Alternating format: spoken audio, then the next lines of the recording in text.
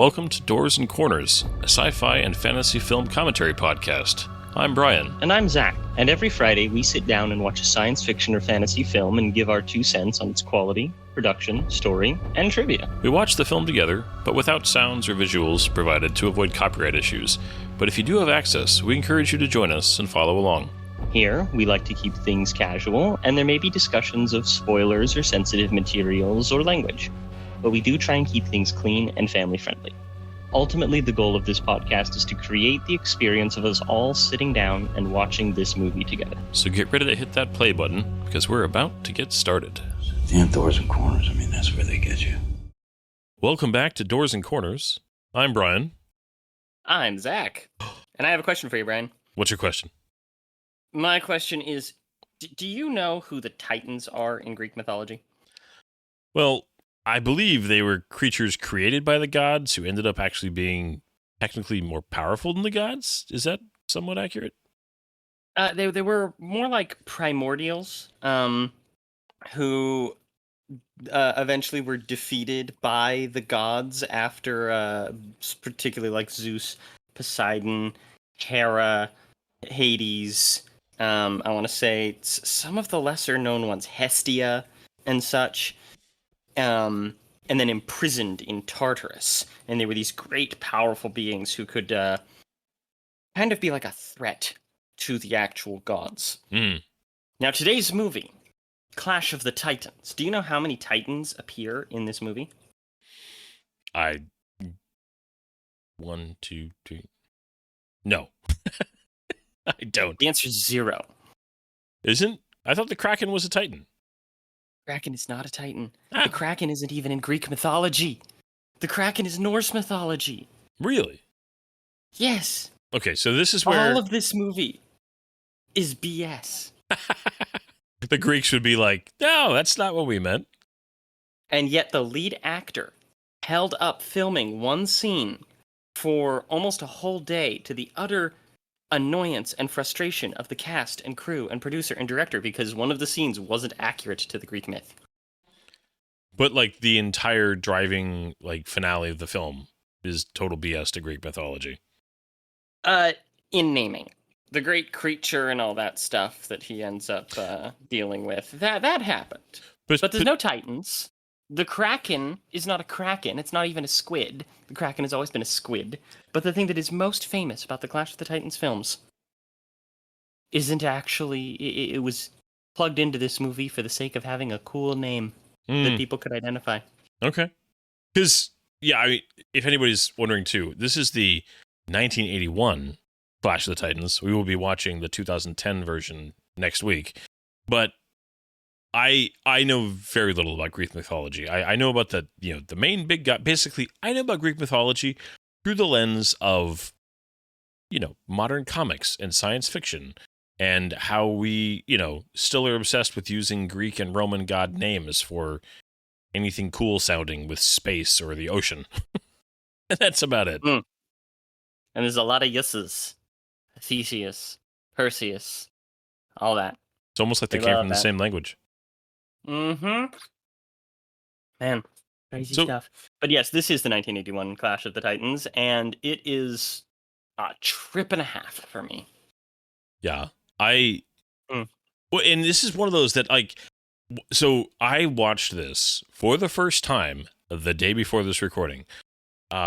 It's weird because my mom was big into, mythology in general and Greek and Roman history and just kind of this whole era. And I've seen many films from this era. I was raised on, old school stock motion, fantasy, epic adventure. I mean, I just like that's so how this movie got missed. Either my mom didn't like it and so then just didn't show it to me, or because this movie came out the year before I was born, or it just never registered in her. Because I mean, my mom was the major influence on what I saw and got into when I was younger. And so it's odd to me that this one somehow never made it through. I didn't know until Zach, until you suggested this film. I didn't even know it existed. I wanted to do more weird and bad movies, and I wanted to do more fantasy, so I found 3 weird and bad movies that are fantasy. Yeah. In the form of Clash of the Titans, Clash of the Titans remake, and Wrath of the Titans. Yeah. I have seen the last two. So I've seen, yeah, we were talking about it before we started recording. Spoiler for next week, but I find the remakes just unremarkable. This movie it's not a good movie. It's not like a horrible movie. It's an interesting movie, and it's very much of its time. I think, and we'll talk about it. I enjoyed it, and I'm genuinely glad that I saw it. And I'll talk about why as we watch it.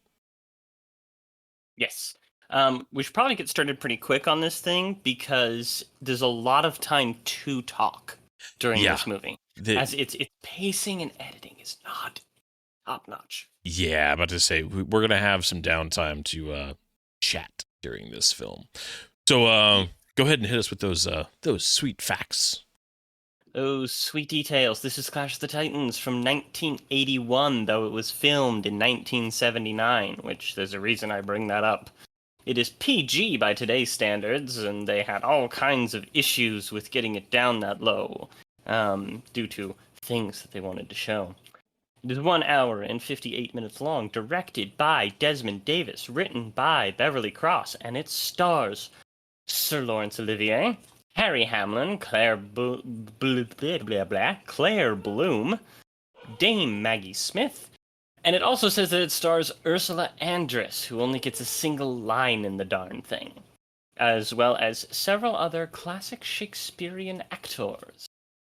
And I will also mention, because it is just that incredibly important both to this movie and to me personally, produced and visual effects overseen by Ray Harryhausen.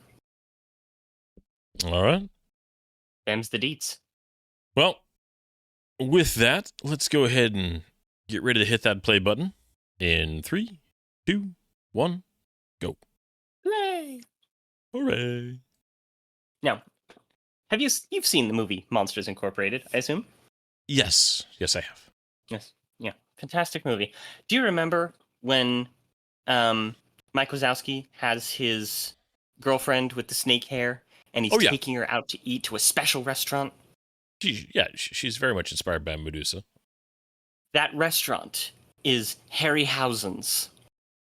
Really? And it is the nicest, best restaurant in town because Harryhausen is the king of monster movies, even to this day. And this is his magnum opus. This is the final movie that he did before retirement.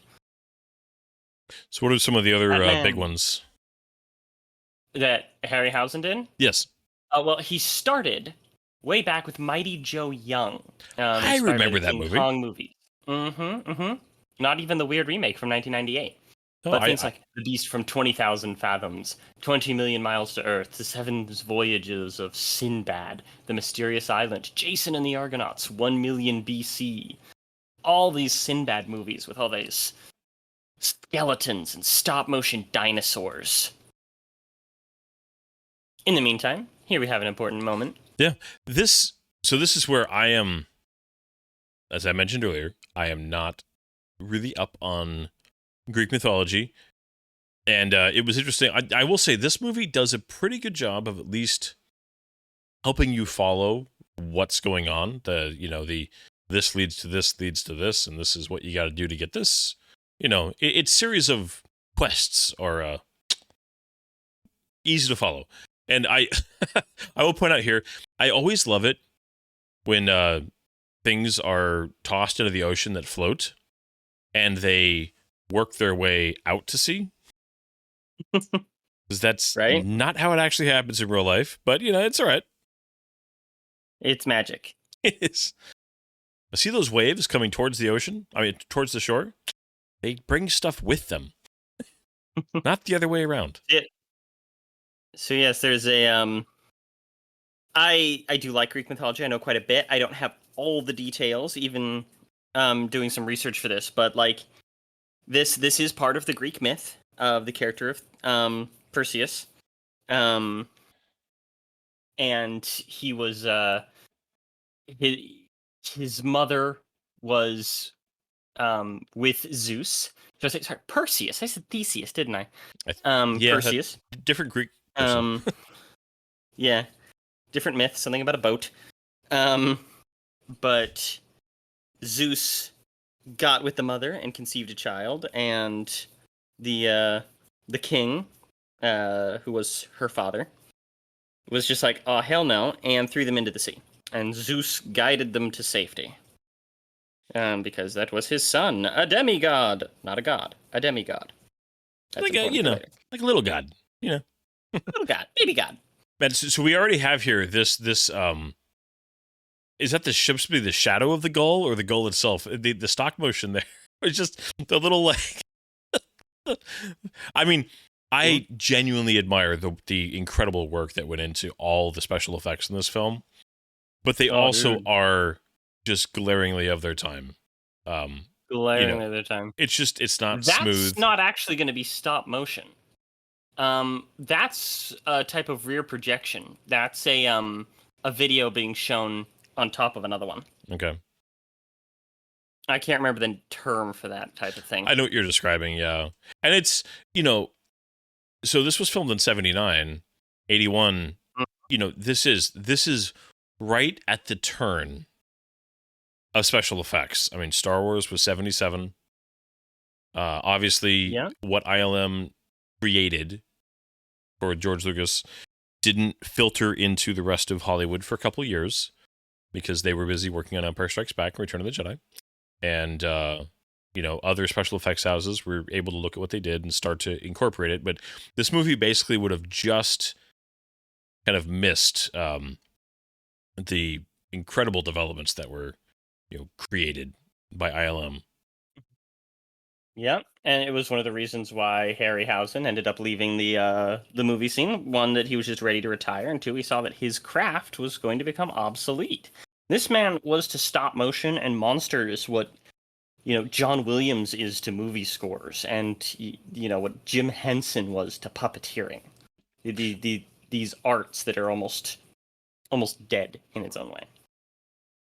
So Poseidon here, he was the gull, right? Like guiding. I think so. Yes. Yeah, because he like it was him that landed, right? That's Poseidon here. We got talking to. I love Zeus with the very subtle, the blue lighting effect coming out of his head behind him. Yeah, he looks like he's got a rave going on behind him. About to say, yeah, he's like, he's after this, he's gonna go shoot Tron. And this right here is Laurence Olivier, this legendary actor. Oh yeah. Which is why they used Liam Neeson in the next one, because they needed that like Oscar-winning incredible actor for Zeus in order to be like a proper legacy. Yeah, and there's some performances in this that I actually enjoy. The I forget his name. We meet him a little bit later. The playwright. Yeah, he did a good job, and Zeus isn't like bad. It's just I feel like this movie has a and this is where we were talking about this together. The problems this film has, part of them may have been the limitations, and they just kind of pushed too hard and too far. But part of it also is, I have to imagine, was the directing, as far as the performances are very just like they're on a stage. I was gonna say, like they're on a stage play, perhaps. Yes, but the thing is, like, I generally don't mind. Like my favorite Star Trek, for instance, is always the more theatrical style of Star Trek. But this, I feel like this one just takes it a little bit too far, especially when this is supposed to be just an epic tale of adventure and the gods and their kids and their meddling of human affairs. And anyways, because obviously this is a fantastic actor. He did not win awards for being bad, but he comes across as stiff in this film. Yeah. I do enjoy how just straightforward them meddling with humans is, where it's just literally like, I'm just gonna move this little model around, and it actually translates just straight into the mortal realm. And yeah, one of my favorite moments. Go ahead. Oh, I was just gonna say, they just used that line there.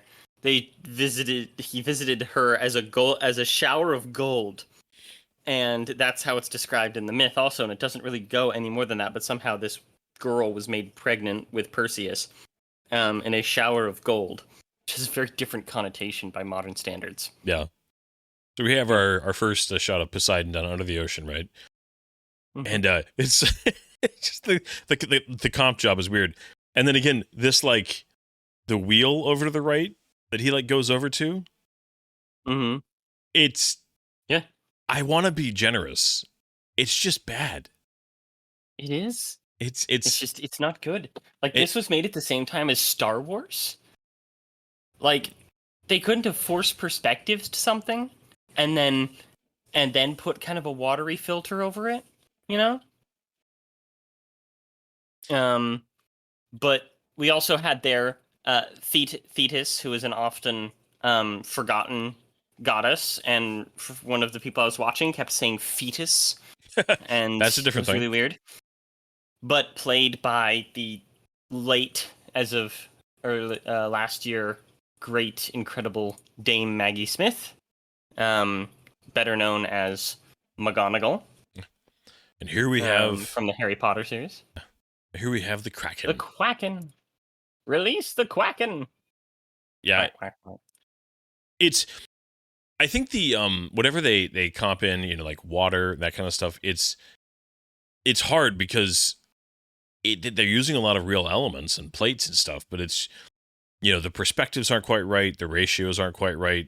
You know, it's like right there, it's obviously just a water shot being being comped right on top of the you can see the matte lines around the people. It's very obvious. I remember actually in a lot of behind the scenes for Star Wars, you know, they talked about matte lines being a real problem, and that they loved the fact that spaceships made it easier because you could just hide them because the background was black. But when they shot the Battle of Hoth, it was a real challenge because all of a sudden now you have a stark white background and you're trying to get rid of matte lines. I mean, and again, I don't mean this in any disrespectful way. I mean, I have no doubt the people who made this movie tried very hard and gave it the absolute best that they were capable of doing. I genuinely mean that. But it is hard to watch today and not just immediately notice the limitations of how they filmed this. Yeah. Well, one of the things, so this monster, referred to as the Kraken in this, in mythology was the Cetus, which, with having the goddess Thetis, played by Maggie Smith, and then having Cetus, the sea creature, maybe that's why they decided to change it, as well as having something a little bit more recognizable in folklore, being the Kraken. But the Cetus, it was this big sea monster, sea serpent. The term cetacean comes from Cetus, where we get the cetacean family of sea creatures, such as the sperm whale, the orca, dolphins, right? Yeah. You know, Star Trek, cetacean ops, the dolphins that live in the Enterprise. Okay. Hey, it's a thing. I believe you. Mm-hmm. Okay, what can you tell me about the infighting and or political issues that happen within Greek mythology, like the gods? You know, they like follow Zeus, but they all kind of like secretly rebel, and you know, I don't know. It's like a whole political structure around also Zeus. Nudity in this movie that I forgot about. Yes, there is. We just saw some straight up boobs in a PG movie. Yeah, you know, the early 80s were a different time. They were indeed. I honestly forgot about that. I didn't get to rewatch this thing in full. I was watching clips and parts, and genuinely I'm like, oh my gosh, that's like a full boob in a PG movie. That's weird. As to the infighting with the Greek gods, one of the things that you'll find is that the majority of depictions, especially in movies, is complete BS. Specifically when it comes to Hades, who's not even in this. Hades is like a neutral party. he's the guy who hides in his cave and just wants to do his job and doesn't care about a lot of meddling. A lot of the issues come from Poseidon and Zeus. Many of the issues comes from Zeus's horniness and his wife's Hera's jealousy. And all these gods were always mad at each other and jealous at each other, and the relationships are very complex and differ between the legends and versions that you'll find. But like this right here, you have Thetis who's really mad at Zeus because of his curse on her son, Calibos, who Calibos doesn't even exist. That's a character they made up for this movie, named after Caliban from The Tempest. Ah, that's the Caliban's War. Yeah. Let's say we you remember. we could spend an entire episode talking about the titles of the Expanse books. Right? But Apollion's Gate, the Leviathan. In some versions, the Cetus is also referred to as Leviathan of the Depths. Which, why didn't they just go with the Leviathan? Why'd they have to call it the Kraken? Or at least the Leviathan doesn't sound as good, I suppose. Like, I do appreciate, like, right here, they just, they're just explaining everything. I will say that this movie does a good job of, if you're paying attention, there's not a whole lot of, like, well, what the heck is that? Or why did that happen? I mean, the worst I can say is the infighting of the gods is a little bit, it's skimmed bland. through as to, it's bland, but it's also like as to why they don't explain any of the whys. You just accept, all right, these guys are just kind of powerful people who are just as petty and messed up as anybody else. Yeah. But that's also part of the point. Yeah. But one of the issues that I have with this is that it's just, one, I find the whole depiction of the gods, in the white robes and the perfect white Olympus, it's just a little bit bland, and it makes it almost hard to follow, because it's almost like, wait a minute, which one of the old bearded guys is talking, and who is it that's mad? And maybe it's looking at it from growing up at a time when Laurence Olivier wasn't this great legend where you're like, oh my gosh, she's in this, we have to go see it. So I'm not able to sit there and go, wait a minute, is that Poseidon or is that Zeus? They're both like the old white guys in the white robes with the angry faces. Yeah. Well, since these actors aren't household names anymore, so people watching it now would be like, yeah, wait, I see what you're saying. Yeah.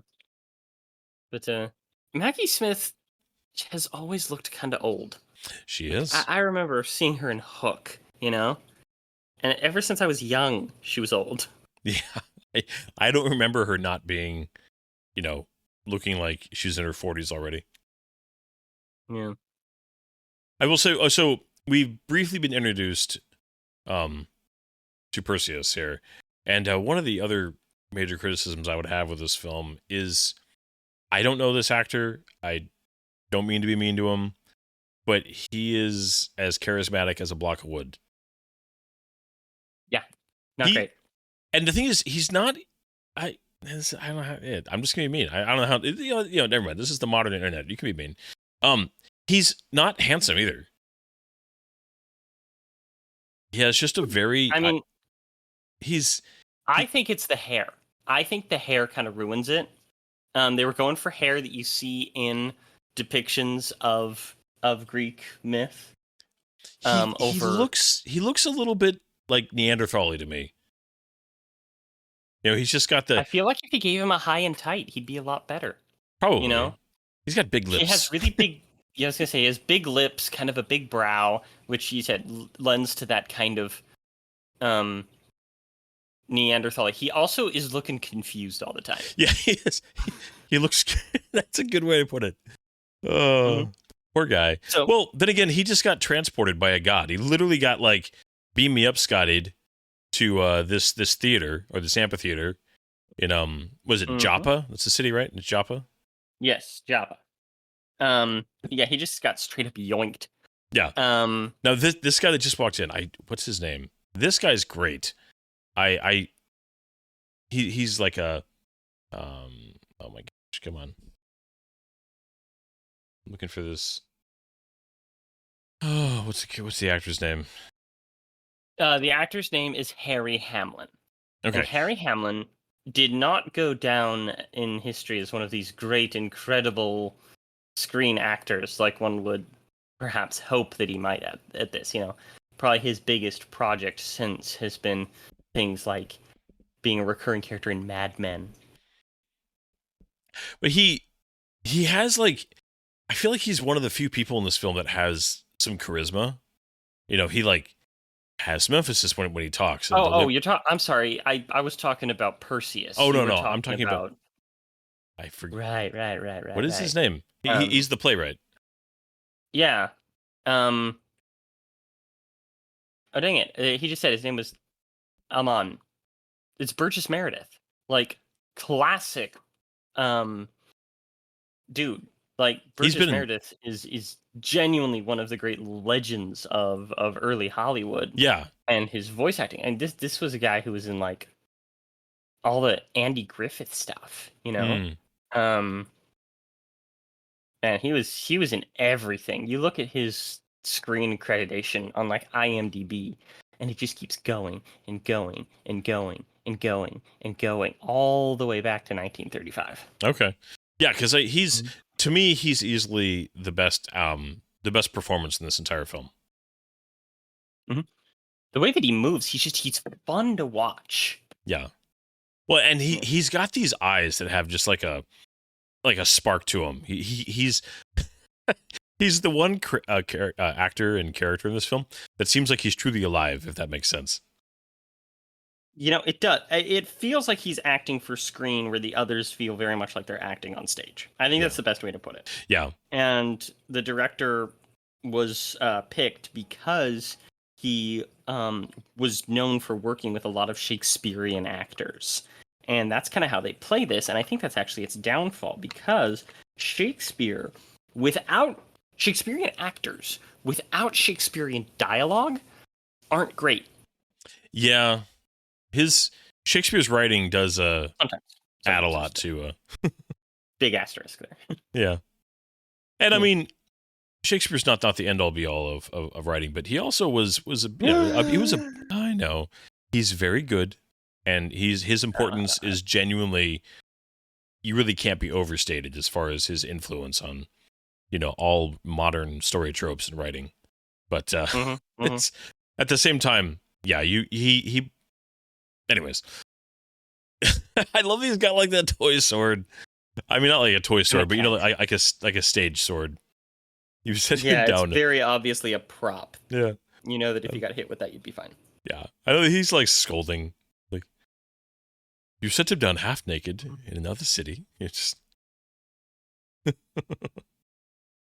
So I actually read something while I was researching, because I got the research mixed up on what we were doing and when, and I was researching for Thor. And different mythology. Different mythology, but somebody compared the performance of Anthony Hopkins as Odin to Laurence Olivier in Clash of the Titans. And I saw this one clip that was that right there, where he's just like, unworthy! And it reminded me so much of the moment in Thor, which we'll watch in a little bit, of, him yelling at Thor, "You're unworthy of your title." It's just like, and the tone and the line and everything is just like so stinking similar. I'm like, oh my gosh. Did Anthony Hopkins base his Odin performance on Laurence Olivier?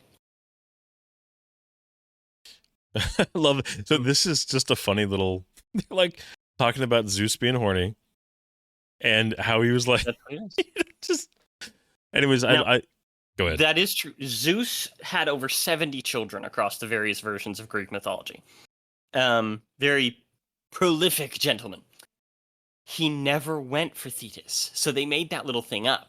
Thetis was one of the few that he didn't. In fact, I think that he, like, tried to win her over and she kept rejecting him or something like that. I think he, like, beat up her fiance or something. But nice. he never tried to seduce her. He never tried to bang her. I love and he never did bang her, I guess.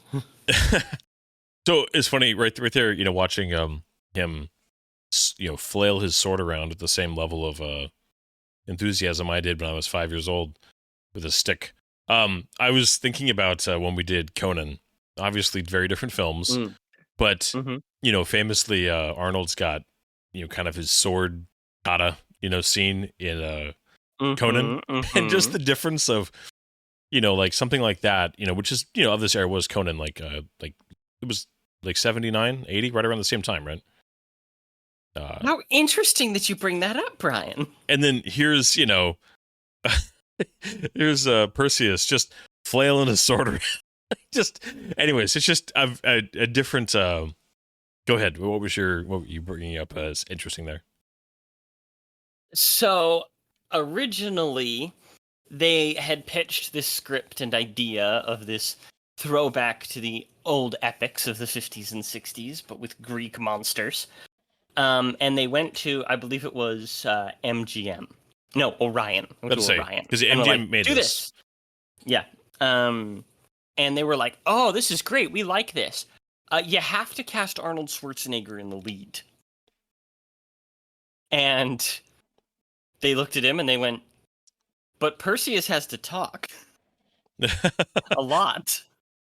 And Arnold Schwarzenegger can't. Yeah. But I will tell you, Arnold Schwarzenegger has so much raw charisma, though, compared to this poor actor. Oh, I know, right? And then he, essentially, they went to MGM, and MGM was like, oh, this is great. Fantastic. Let's do this. We'll give you anything you want. And like they poured money and time into this thing, and they're like, yeah, you do whatever you want, just get this movie made. And Orion really regretted it. But shortly after, you have Conan. Yeah, because Conan has a very similar vibe to this movie, but and that movie has issues, but generally speaking, it reeks of charm. I enjoy that. I will happily go back and watch the original Conan again.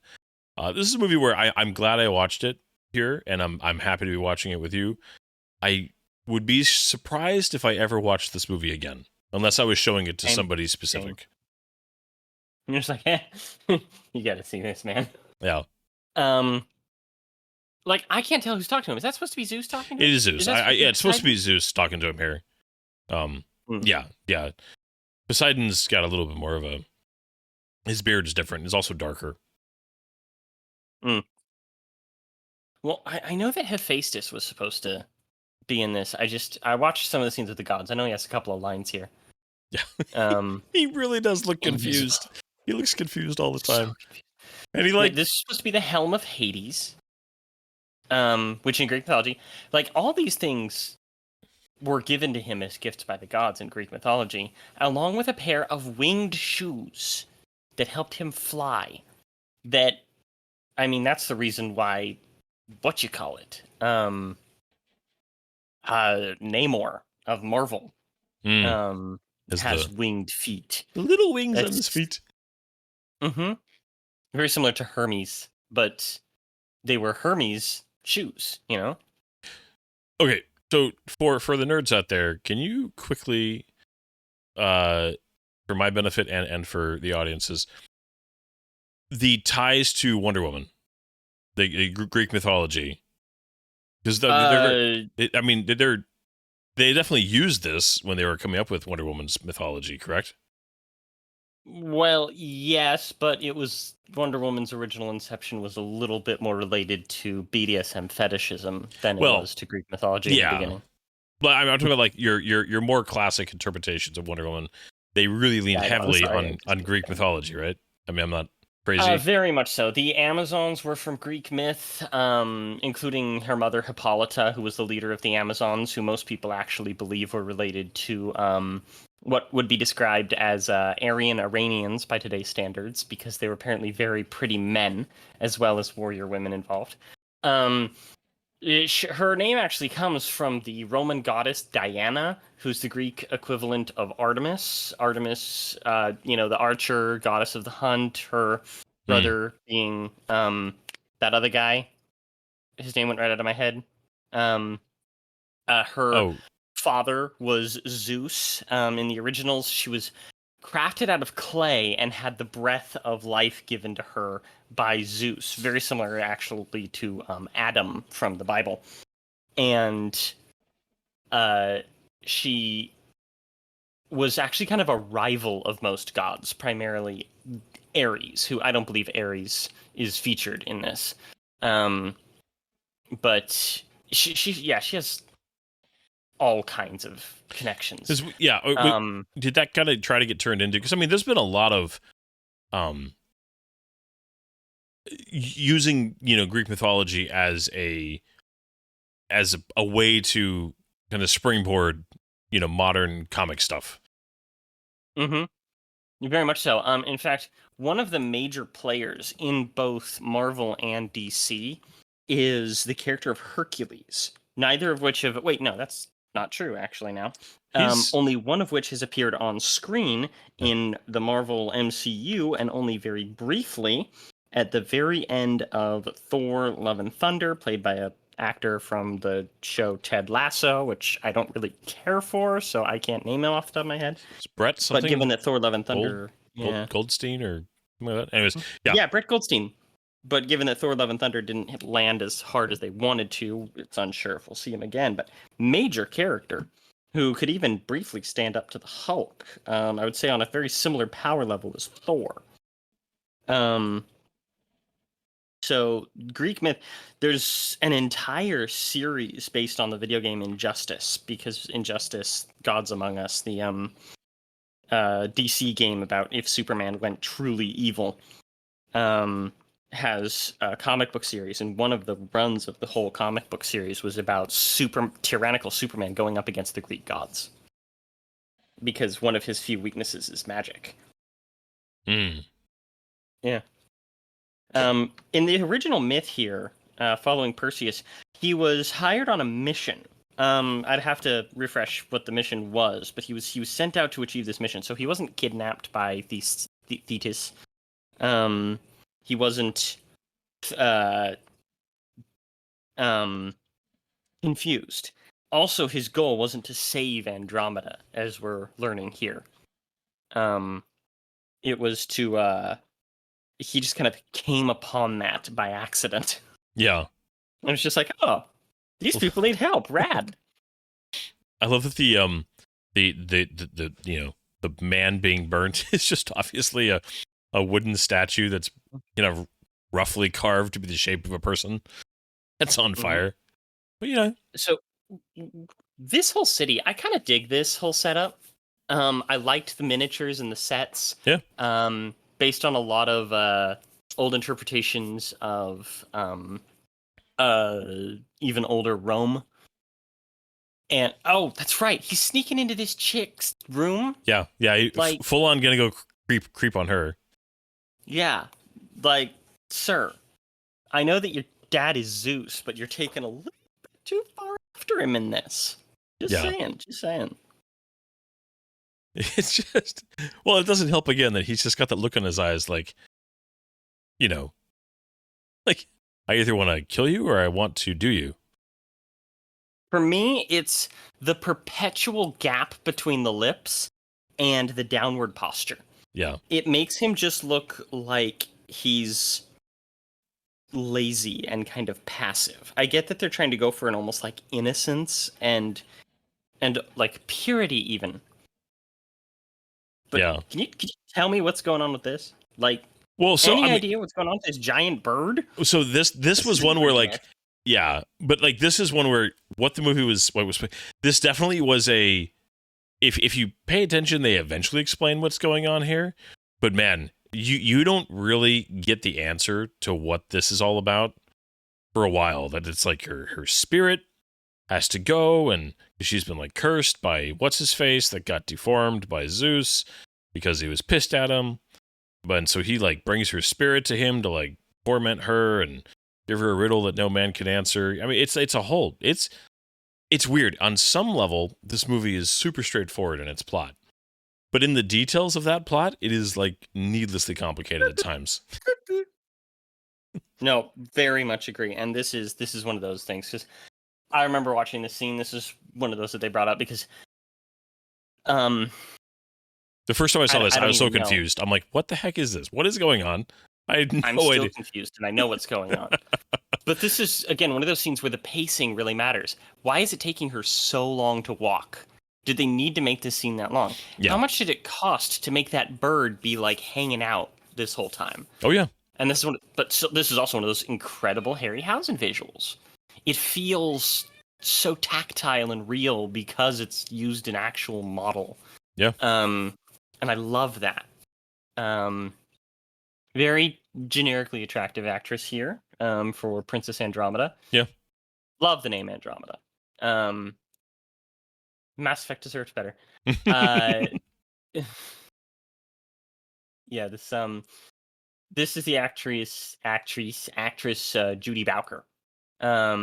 She was in several things from around that time. There was a big Count Dracula movie that was like a TV movie from 1977 that was kind of a reimagining of Dracula as a little bit more of horror after the endless campy Dracula movies from 30s, 40s, and 50s. Yeah, she never went on to do a ton, you know, popped up in movies and TV like every couple years, but otherwise wasn't anything huge in the movie industry. So we have He's Now Instantly in Love. He said Andromeda, my destiny. Naturally. Because, you know, that's how it works. I now love you and will do anything for you. He is a peeping Tom and a pervert. Yep. Who can't close his mouth. Calibos. And he's just like, I'm going to go on this quest. I both admire and hate how far they went to stick to the classic Greek clothing. I love Mergis Meredith here on the right. I despise his like short tunic with the little shoulder tie. Yeah. Put on a shirt, sir. Or at least a robe. At least a robe. Yeah, so much to say. So much to say. Yeah. So much of it BS. I apologize, but I don't. No, it's good. This is the kind of movie where you have to. I think you either have to just fully get on board with like, all right, we're going to go on this weird trip with you, or you just kind of mock the whole thing. It's hard to have an in between. Although it really is. It was very nice. It's funny too. His equipment just keeps kind of randomly coming and going. You know, he's got. All right, so we're gonna go get Pegasus here. He has his sword on randomly again, but his shield is wherever. And yeah, you know, and then like, you know, he's also, we're gonna, you know, as we go through the movie, he keeps losing his stuff. It's like he got these like gifts from the gods. He takes, you know, he's like my 5-year-old kid. Takes really bad care of the presents he's given. And in Greek mythology, he didn't do that. Like, he gave it all back like a responsible adult. I will say, no responsible adults. I think Pegasus is pretty cool. I mean, the stop motion is okay, but it's such an iconic creature. I mean, it goes through, you know, everything from Columbia Pictures, you know, with TriStar Entertainment, the Pegasus Galaxy, you know, from Stargate Atlantis. I mean, Pegasus is one of those just the Hercules movie. Yeah, it's just Pegasus is cool. I will say that. Yeah. The mythical winged horse. I mean, C.S. Lewis had winged horses in his, you know, in the Narnia series also. The first horse. It was a big deal. But the main thing being that in this and in the other one, the 2010 version, they just don't want to do Pegasus the right way because in some versions, Perseus rode Pegasus, but most didn't ride Pegasus until Bellerophon. But he could only be tamed with a bridle from the gods, and he's not even born yet, because Pegasus is born from the severed head, or should I say, the headless body of Medusa. Climbs as a winged colt out of the stump of where her head was, and that's how he was born. Really? I had no idea. Really? Yeah. As well as another creature whose name that I forget. But yeah, Greek mythology is weird, man. Okay. Like most mythologies are weird in various ways. You know, Loki had a daughter from being a horse that like slept with a woman. No, a man slept with him because he was a female horse, and he got pregnant and gave birth to Hela, the villain from Thor Ragnarok. Okay. Sorry. I'm like, man, this is shot in such the kind of old school theater, just that like close up of like swords straight up in the air and then down. I'm granted they're trying to, cut between practical elements and the stop motion, and it's, I get it, but it's also the way the camera, the editing this thing must have been just a nightmare. Now, one of the things that you have to remember is that this movie was actually trying to be a little bit nostalgic. This was trying to reach back to the high adventure movies of like the old Sinbad movies. Yeah. And the great epics like Ben-Hur. Yeah, but I've Spartacus from the 50s and 60s. I've seen both Ben-Hur and Spartacus many, many times, and they both did their action, substantially better than this. Oh, absolutely. I feel like this movie would be legendary if it wasn't played as straight as it is. Like people would kind of get it a little bit more that, oh yeah, this is a throwback. This is a tribute as much as it is a high adventure movie. A little bit more, like just a little bit less self-serious and dramatic. But no, they wanted it to be a great Greek epic. Yeah, it's super earnest and plays it so straight. But again, you have, to mention again, Ben-Hur and Spartacus, you had actors of the caliber of Charlton Heston and Kirk Douglas in those films who just knew how. I mean, you've got to have that anchored lead. Part of it's the pacing, and I'm so sorry to keep beating up on this guy, but I think that he's responsible for probably half of the issue with this film, and I don't know how much of it was his direction versus, his abilities as an actor. But if you had Perseus played by somebody that just was into it, who was just having a good time, who brought energy, charisma, and some sense of like wondrous adventure, I think that by itself would have elevated this movie immensely. I completely agree. Yeah. I mean, Burgess Meredith there, but look at this comp. Like the shadow's too sharp. Yeah, it looks like a cutout. I get that they're doing their absolute best, and I admire them for it. I love these stop motion. I love this stop motion style. It's so fun. It's so charming. I remember its use in the TV show Gravity Falls. There was a big Harryhausen tribute.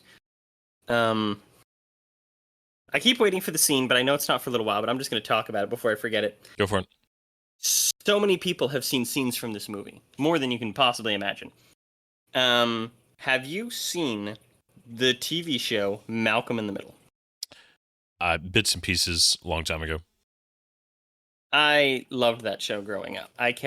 My mom didn't want me to watch it because she thought that I would try and emulate the destructive behavior of the boys, but I kept sneaking and watching it until she saw a particularly funny episode and was like, oh my gosh, we're going to watch this show now. And the opening credits actually feature scenes from this movie. Is there like a behind the scenes joke or reason for that? They're just cutting together a whole bunch of weird things. There's like scenes from anime in there, scenes from old science fictions and old fantasies, like this movie. So it's just something that the credits were doing for the sake of doing.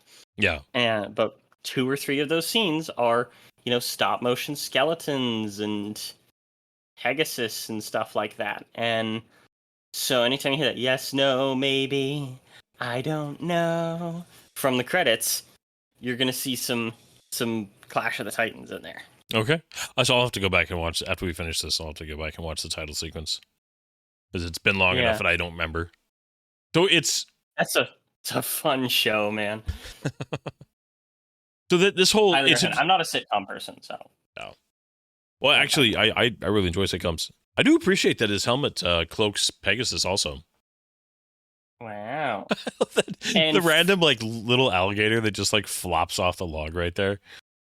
And, wait a minute. A cloaking Pegasus. Where have I heard about a cloaking Pegasus before, Brian? It wouldn't be in Stargate. It would certainly be in Star Trek, though.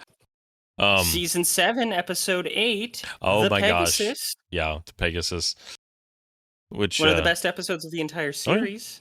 Except that that episode. Revisited. About to say, that episode was retooled in a holodeck for Enterprise with the worst finale ever. But this whole again, it's interesting thinking of Stargate because I'm going through SG-1. This is what's this guy's name again? Calibus.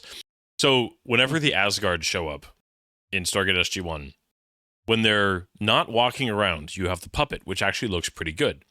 Anytime they have to walk, all of a sudden it switches to a CG model, this is early 2000s CG. And it's so jarring when you're seeing a puppet and then you're seeing this very primitively, not primitively, but low budget CG character walking around a set. I mean, primitively isn't exactly the wrong word either. That's true also.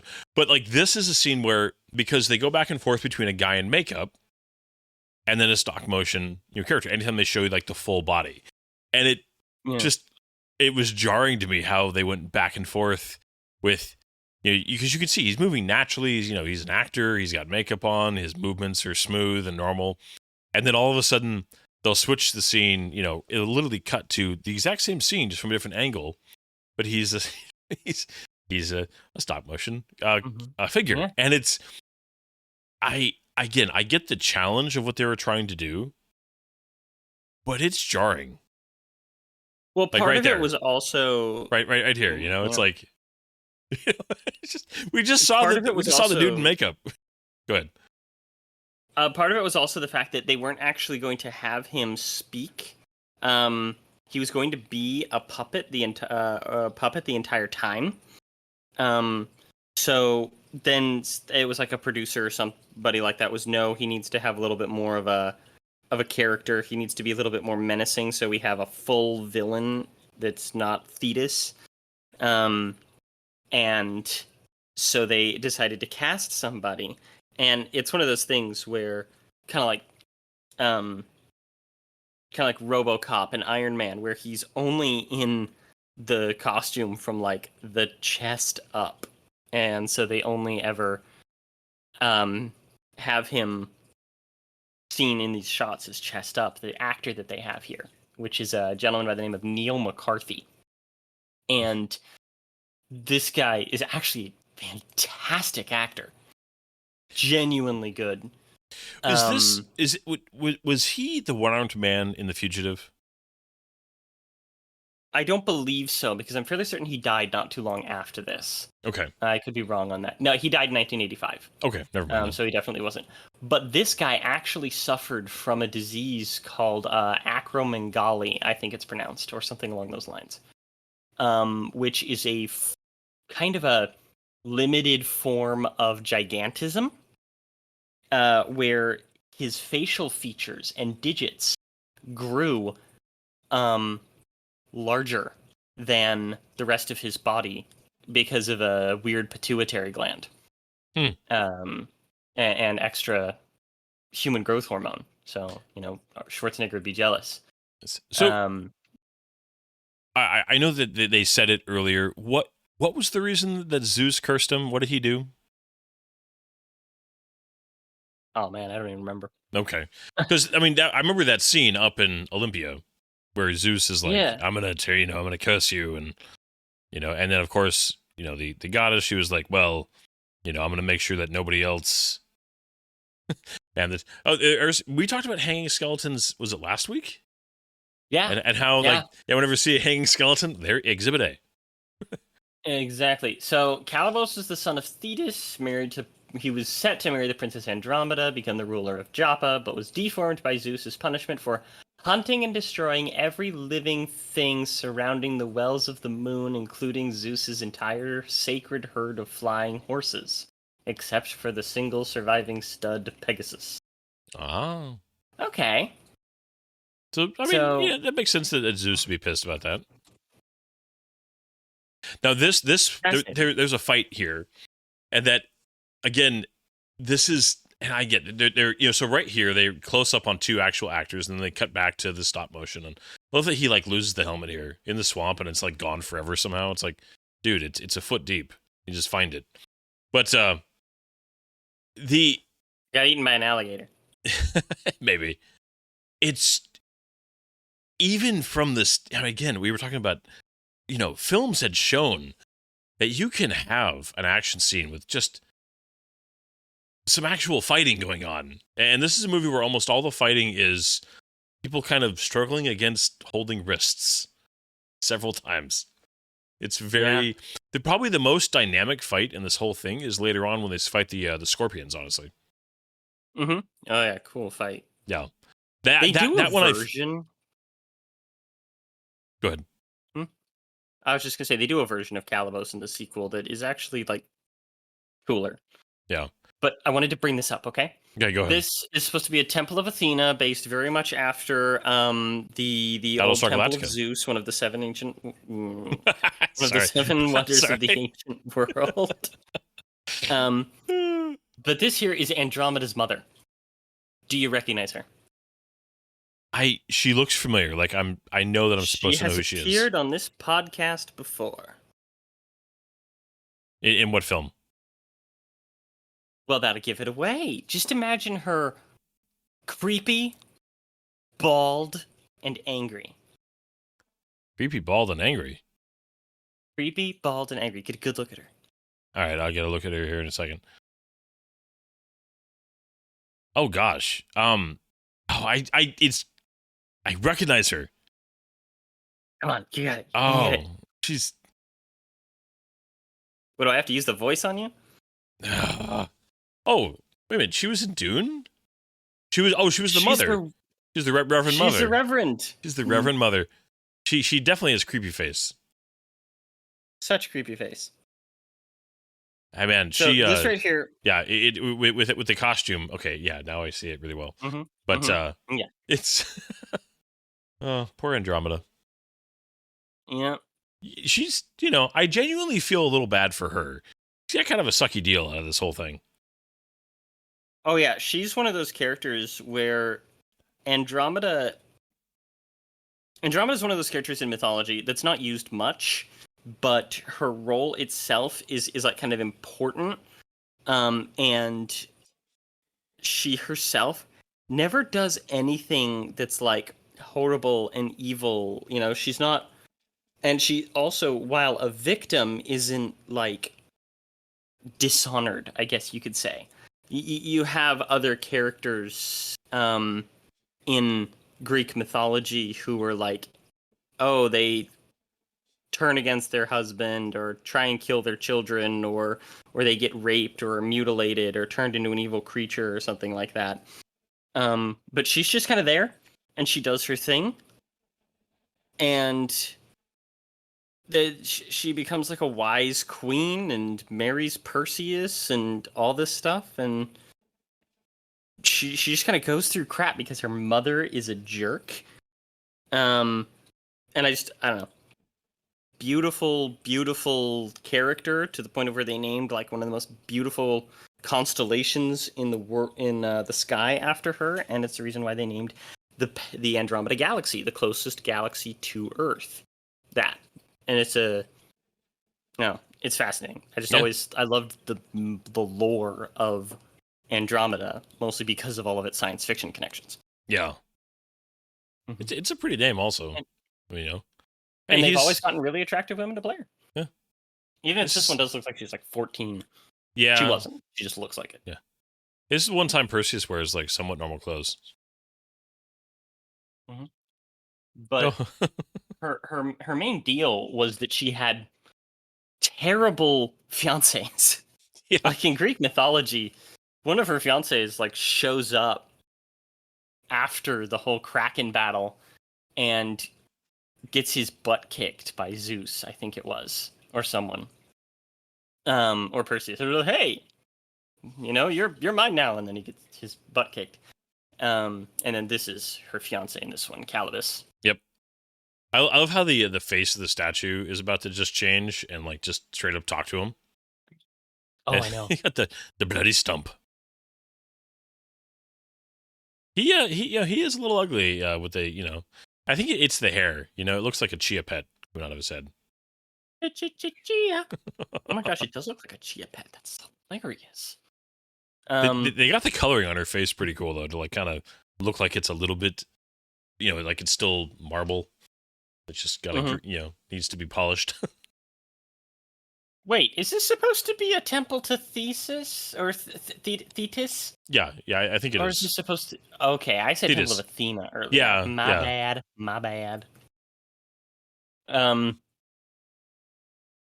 Kraken.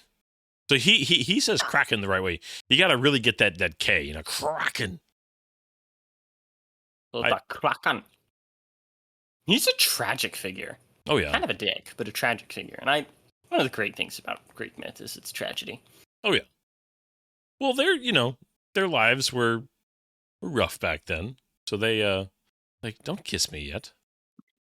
Now, where do you think that this is all supposed to take place, like geographically? I mean, I would assume on the many, many, many little islands around Greece somewhere. I don't know. You would think.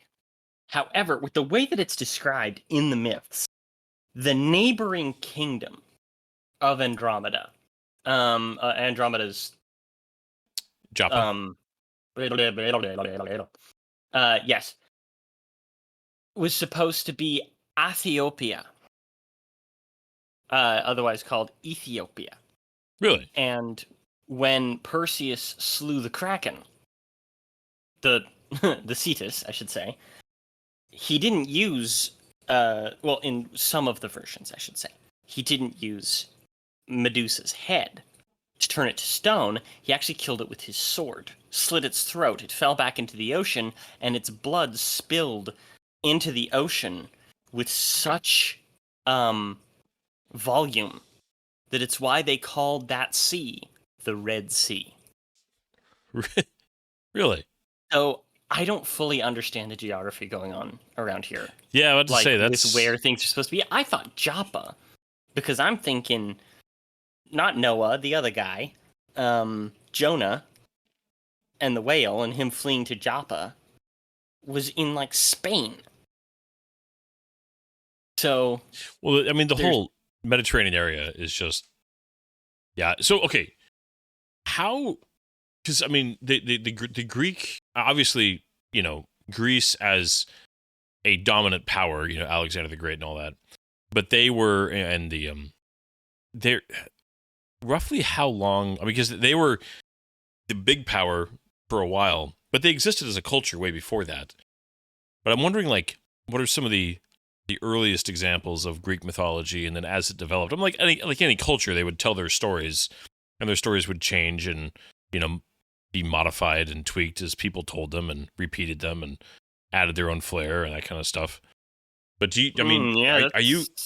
I mean, because that's true of any mythology, right? Like, how many origin stories and tweaks on Superman do we have in just 70 years?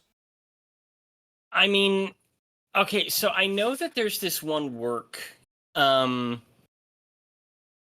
was a word for it, like, not theology, but something similar. Theogony. That was the word, theogony. Which is the first written cosmology or origin story of Greek mythology. And it was done by this one poet, Hesiod, I think his name was. Hesiod. And it dates back to around 500 to 700 BC, whereas ancient Greek culture existed about 1200 BC. Okay. So, yeah. Because the Greek Empire rose to dominance after the fall of the Persian Empire, correct?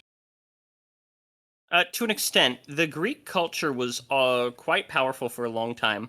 No. And they were one of the major powers, but they weren't a single unified power. They never kind of were. They were always like city-states or territorial kingships. Which is why you have so many different kings. Oh, King of Athens, King of Sparta, yada yada yada. But the defeat of the Persians with the Battle of Marathon, and then generation later the Battle of Thermopylae and the subsequent battle after Thermopylae, whose name I suddenly can't remember. Oh my gosh, it's something field. They were kind of like a mainstay, and everybody knew to fear them. And then came the conquest of Alexander the Great. That went through because of the weakness of the fall of like the Persian Empire, which came from the Babylonians and so on. Because generally it's Babylon, Persia, Greek, and then Rome, right?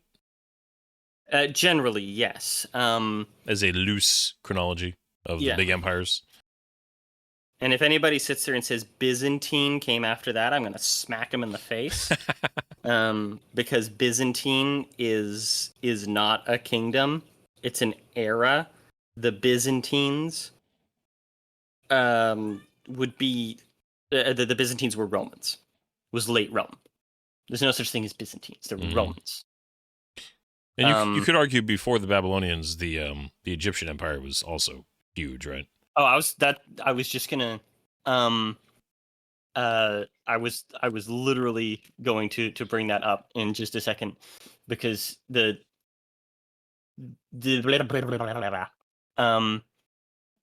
it was like ancient Egypt and ancient Persia and Babylon were all like really big. You also had like the Hittites and this really weird civilizational meshing, not mesh, like melting pot. Yeah. Then they were like always infighting, and one kind of moves into the other. It was like Egypt and Babylon, and then that kind of went into Persia, and there's another one in there, and the name isn't coming. I want to say it's Akkadian, but I don't think it's not Akkadian. Yeah, and I mean it's anytime you're trying to sum up hundreds of years of history, in a couple sentences, you're gonna miss a little bit of the nuance and details, and that it's not a perfect, nice, neat historical timeline, right? I mean, it can be, because you had other smaller ones in there that were really important, like the Minoans and the Phoenicians and like the Carthaginians, but they were more like smaller pieces that were absorbed into the whole that made the others great. Yeah. Because we're talking about the Greeks and we talk about Alexander the Great, but in that we should really be saying like Macedonians. You know? So there's a whole thing. So yeah, that's right. As we we're capturing Pegasus here, Ben. This was like, so the first time I saw this, I actually thought that they killed Pegasus here, because they're like doing this. It's like first person of everybody like beating on him, and it was just like, all right. But also, I guess, like, why would they keep him alive? I mean, this guy's shown that he doesn't care. He's gonna kill whoever he wants to. Yeah. I liked, so this dude, he was the guard that he met when he first came into Joppa, and it kind of told him about Andromeda and the whole thing going on. And he goes with him on this quest here. And he's the other kind of actor I feel like just stands out a little bit in the little moments he gets, where he's like an actual person. He talks like a real guy, and just, I mean, maybe a little too modern, but I like him, and I felt bad when, spoiler alert, he doesn't make it. Yeah, they do something very similar in the remake, also played by another actor whom I just adore, by the name of Mads Mikkelsen or Mads Mikkelsen. Oh, I totally forgot he played that. Okay. Yeah. It's that same thing, The one thing I will say is watching this has made me actually look forward to watching the remake, just to compare them. Wow. Okay, the lighting change there is so weird as they go to this like again, probably something to do with projection or how they lit it, because it was just weird. That wide shot of Olympia, it's also odd that they like put it. It's like in the mountains, like not up in the clouds, like this mountain city. Yeah, because it's supposed to be. It's not Olympia. It's Mount Olympus. Yeah. I guess I always just in my mind pictured it as like this floating, column. You watched too much Hercules from '97. Probably. Actually, you can't watch too much Hercules from '97. I'm just, so interesting. How did so much Norse and Greek mythology get intermingled? Like, how did that happen over time? Because they really did. I mean, the basic mythologies are carried on very similarly to one another. A lot of people like to point out the virginity, the savior born from a virgin prophecy is present in almost all major religions and several others from way back when. You'll have a lot of people say that this is because it was the first prophecy of the first religion back before Noah's flood, and so others incorporated it into their own with things like Ishtar and Nimrod. And so with Greece being a major maritime and trade focused civilization, and and also conquered by Rome, who went up into the more Nordic areas, and the Norse religion being a little bit more prominent hundreds to thousands of years after Greek mythology, you can just assume that it traveled, that Greek myth traveled, and people incorporated it into their own beliefs and own paganism. Yeah.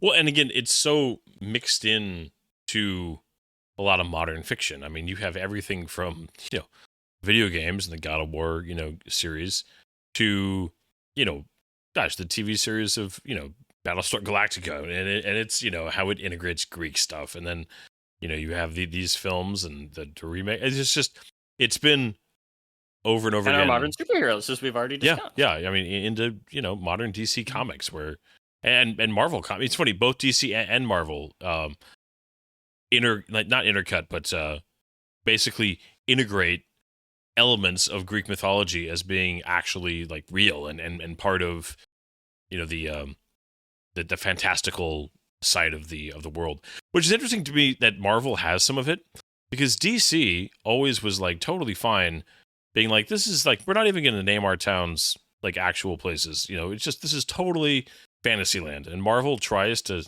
actually have like New York, and be set a little more in the real world, but they still are like, but mythology was real.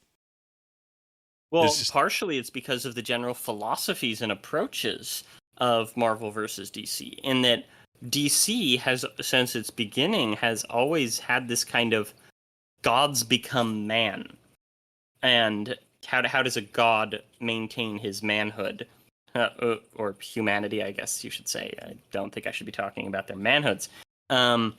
Whereas Marvel's approach was meant to be a little bit more grounded in how is it that more like humans with godlike abilities instead of gods who are trying to be human. Yeah, that makes sense. Now we have the little owl. This thing is the most iconic little guy from this movie. Was the idea that the what's her face? I forgot her name. She didn't want to give up her owl. Which goddess was she? Athena. That was Athena. Okay. That was Athena. All right. So she didn't want to give up her owl. So one of the smiths or what's it called? Hephaestus, god of the forge. Okay. Oh, that's his one scene. You were going to talk about that. This is one scene, and I was going to show it to you because I wanted you to be like, who is that? And I'm like, do you ever recognize him? Have you ever seen him getting punched into a propeller? He's from Raiders of the Lost Ark? He is. Wow. Yeah. But the idea that he makes this owl with all the to basically take the place, so she doesn't have to send her actual owl. Is that the idea here? Yeah. All right. And I believe this was actually released the same day as Raiders of the Lost Ark. Really? Uh-huh. So big week for that guy. Yeah, let's see. Raiders was June 12th. They 1981. found some cool locations for this when they do shoot locations. Oh yeah, very much so. Even more so at the end with the iconic window. Yeah, both of them released on June 12th, 1981. Wow. I'm guessing Now, Raiders you won. tell me, because this is a debate. Oh, it still did really well, but yes, Raiders won. This is a debate that some people have. They absolutely claim that no, because they were making this well before the huge cultural impact, asterisk, a couple years after. Do you think that little guy space is inspired by R2-D2? I could see that. I could definitely see. I mean, I don't know the answer to I it can unless hear you. it. I mean, but there's definitely. It wouldn't be crazy at all to make that assumption. Okay, so this whole sequence of them climbing up the rock here, I found this. This to me was just a funny little melodramatic. Like they make it seem so arduous. I mean, granted, they are just dudes in sandals climbing the rock face, but like, I think they make Perseus look like he's trying so hard and he's like barely doing it. And several times the regular guys are like, helping him.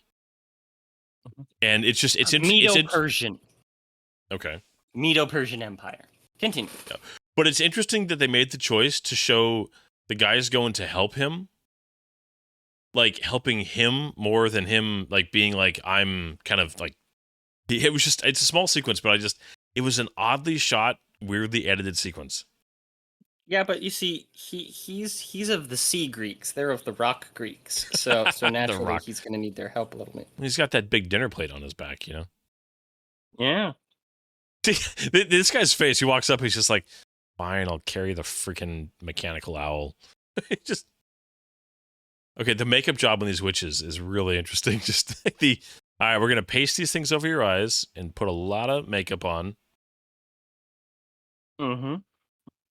I remember this scene from when I was a kid, like very distinctly. I remembered so few things from this movie until I was reviewing it for this, and yeah, it's just kind of crazy. The Three Fates, which is another one of those things that's echoed in Norse mythology. The Three Seers.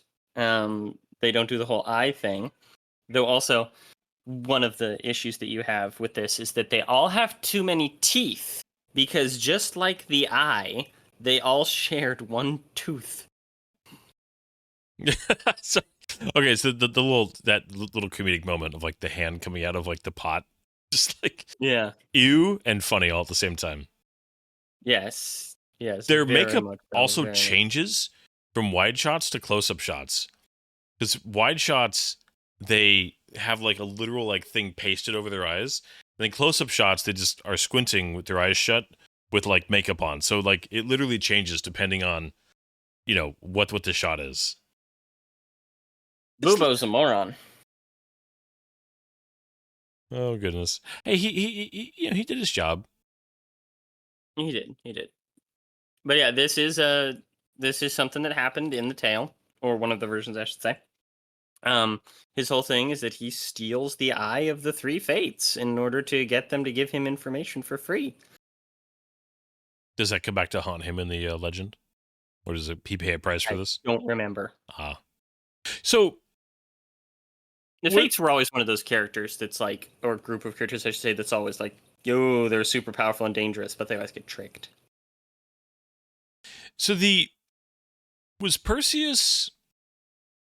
I mean, he was a demigod, right?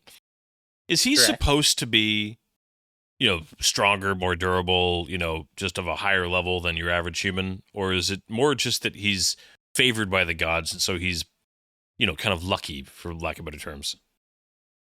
Most demigods had some sort of like divinity to them. They were special, and did have some sort of special powers in one way or another. Because Perseus, he never has a moment. I think that's part of it too. In this movie, he really never gets a moment. I mean, maybe a little bit with Medusa, but where he is just like, wow, he's a legit threat. He's a powerful, strong warrior with bravery and cunning and skill. He's not portrayed as competent. It's just kind of like he kind of stumbles through this whole thing a little bit. Yeah, he's honestly, when I was watching some of this stuff and looking at some of the pieces of his performance, it did kind of feel like a dollar store Luke Skywalker. And I know that that's not fair. but yeah, you're a little bit right. Him. Yeah. I mean, he's something kind of meh. And I mean, as much as I love Star Wars, and specifically the first Star Wars, it's very legitimate to criticize Mark Hamill's acting in that first movie. Mark Hamill acted, crazy better than this guy does. Yeah. Mark Hamill at least had that charm, that innocence. You believed his, Yeah. You believed his inexperience. It did, and I think it also, you could tell, quickly segue on Star Wars, but I'll get back in this really fast. Mark Hamill was always better when he was around the other good actors. When he was in with Harrison Ford, you could see that like Harrison brought out, some extra in him. And when he was with, Alec Guinness, it helped. And there was a Mark Hamill, when he's by himself, struggled, especially early on, but he always did better in the group. And, famously, George Lucas cast that movie as a group, not as individuals. So I think that helped old Mark a lot. Oh, I agree, and I've seen it in several actors where, as you're watching them, you're realizing that it is more about like, they almost compete in acting. They can often just be better with others than when they're by themselves, and when they're acting alone or they're acting with just kind of extras or against a green screen, they're not as good. Like interaction brings out a weird like truth to the way that people interact. Yeah. Well, and chemistry is a legit thing. I mean, it's as much as actors are supposed to be, delivering whatever the script and character calls for, they're still human beings, and when you're, you have different, you can do different things depending on the group that you're part of and the people you're around. So it's, they can only work around that very normal human thing so much. Yeah, very it's true. An awkward kiss. Sorry, it was very just like, okay. Yeah, very awkward kiss. 100% right. And I'm going to lay down. And when I wake up, you're going to be gone. Yeah, so essentially what we talked over is that in demanding who could possibly defeat the Kraken, that Athena is sending, or not Athena, that Thetis is sending because her Andromeda's mother said that she was prettier than the gods, and the gods are all jealous and like, oh hell no, you're gonna get destroyed now unless she's sacrificed to the Kraken. I do love that. The gods are so petty. Yeah. So essentially they're just like, okay, fine, there's one who might be able to defeat him, and it's the head of this terrible monster called Medusa. Only her eyes could turn the things into could turn the Kraken into stone. But she is cursed and living in this terrible place on the edge of the underworld. You must never go there. Uh-oh, he's going. He's going. He's got the owl on his little stand. Now, I did like this. This was kind of cool. The what's the farrier? Styx. Oh, Charon.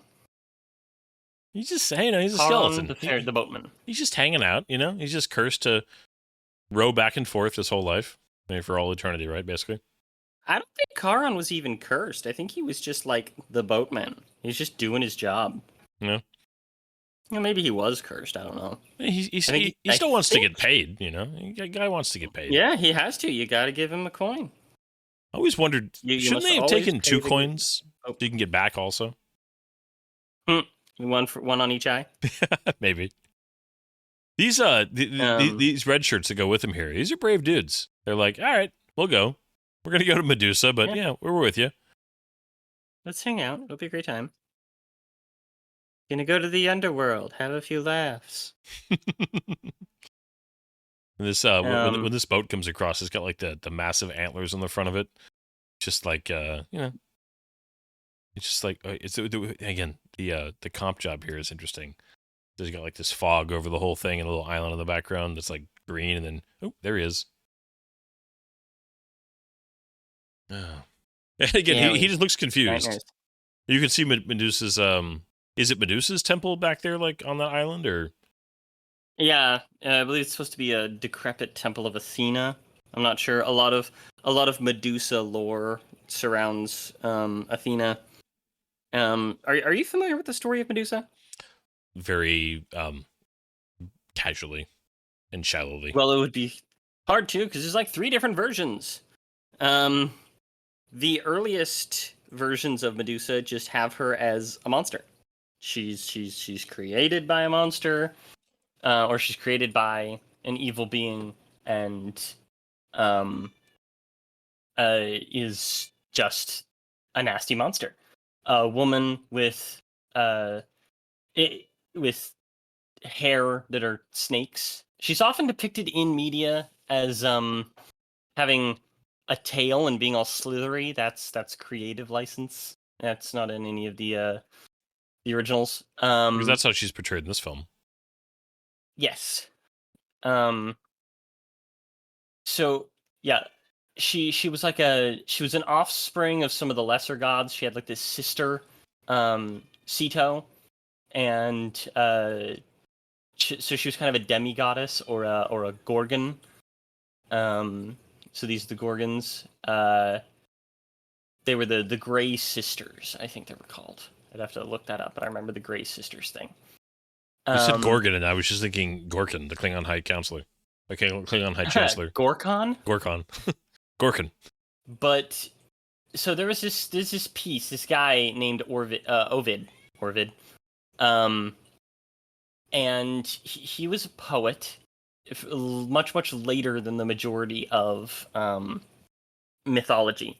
And in the Roman mythology version of Medusa, also called Medusa, she was a priestess of Athena, who was raped, and Athena, disgusted by like her not being a warrior enough, didn't answer her cries for help, and turned her into the evil creature that is Medusa as punishment for defiling her temple, or something along those lines.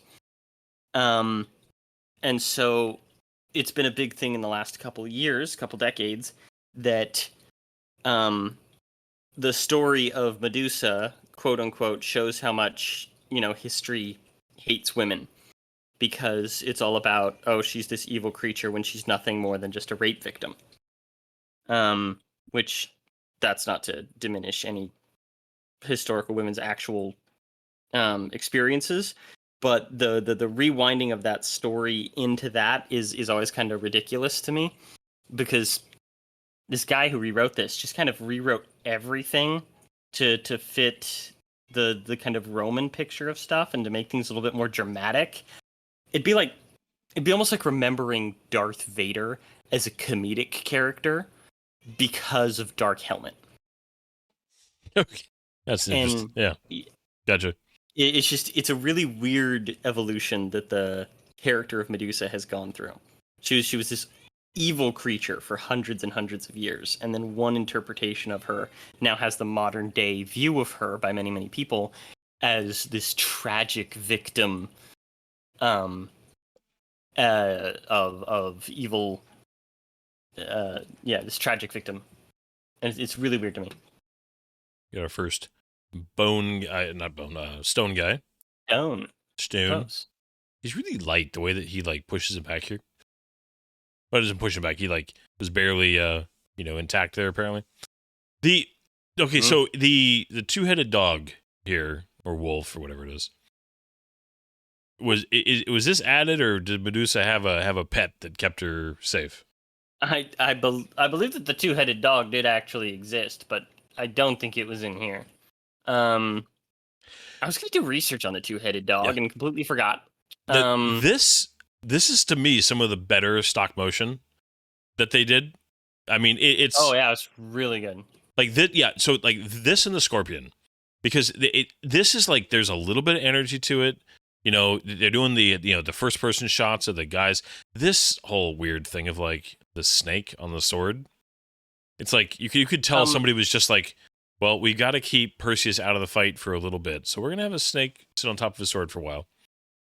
But I just did a quick little search trying to remember, because I was thinking of like Cerberus, right, the three-headed dog, but there is Orthrus, the two-headed dog with a serpent for a tail. He was actually the son of Typhon, and Typhon is actually like one of the he was a giant, and I think a titan actually. Because he was one of the sons of Gaia, so I think that he actually counts as a titan. And so this thing would be kind of the offspring of a titan. But like, there's like they got some music going here, and again, I just like there's this is actually. So it's funny that it might like the best. killed one of the heads there. I got the other one. Aw, poor puppy. Poor doggy. Poor puppy. Does the dog die? Yep. But like you mentioned the music, and that's when. Yeah. Again, it just that those close-up shots from of course to make him look big and powerful. So you shoot it from a really extreme angle, and Perseus is just like sun glinting off the sword. Yes. Go ahead though. I remember. I love the guy. His little buddy got eaten. He's got the flying pig on his shield. One of these guys. He was probably told by a hot girl not until pigs fly, so he made that his symbol in the hopes that the god. When we go down here, I want to make sure that is right. Is that a flying pig on his shield? That is a boar with wings. Okay, there we go. Yeah, look at that thing, and very clear genitalia. Nice. Nice. So we lost one of the red shirts here. I did feel bad. Well, we lost his buddy. No, not yet. He dies to the scorpion fight to Calibos. Oh, but where is he? He stayed. He didn't come across with him. Oh, right. It's just these faceless dudes. Yep. Close your mouth, sir. Yes. Close your mouth. It is bothering me so much. Yeah. This sequence. So the big thing. Good. No, talk. I'm talking. Well, this was to me like a really good example of the scene's not necessarily poorly done. It just needed to be trimmed because the whole cat and mouse game, the way that this set is actually super cool. Like the actual practical set, the lighting is cool. You got the fire and the shadows, and I like that they used the shadow before they showed her fully. Like there's a lot to like about this scene, but it just once these two guys go down and it's just Perseus versus her, it lasts too long. And if they had just kept the pace up a little bit, this would have been quite a good sequence, honestly. Yeah.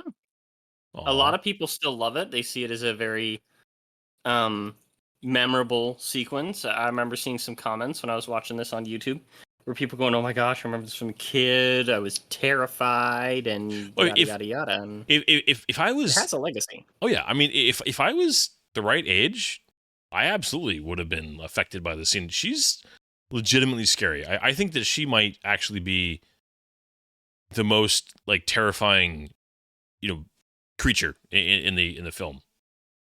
Oh, definitely. I agree. And I like the way she drags herself around. Is this the one, or was it the 2010 one where she has the rattlesnake tail? Well, she's got a rattlesnake tail in this one. They show it like rattle a few times.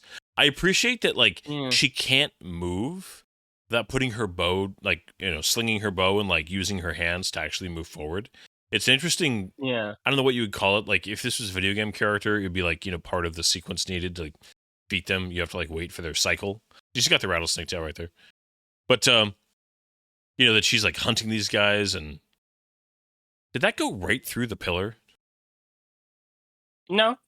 Oh no, it didn't. It just like scared him or got him out of his cover. Yeah. So rattlesnakes are indigenous to the Americas. Yeah, they. There's a strong belief that they've never actually existed natively in Europe, and so where'd she get the rattle? Like, where the god's like, oh man, you know, it'd be cool if we gave her one of these things that's only over here where we don't go because nobody believes in us there. I'm making up my own myth on that one. That's all right.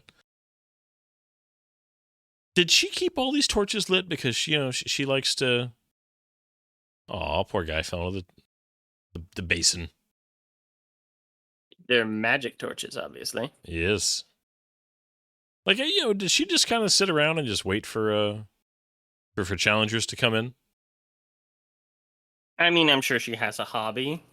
Sculpting, maybe? But to say, like, when she's sitting in the back, you know, just waiting around, is she like, you know, is she knitting? Yeah. She's like an amateur calligrapher or something like that. Maybe. I do love that, you know, they all have the nice polished, the inside of their shields.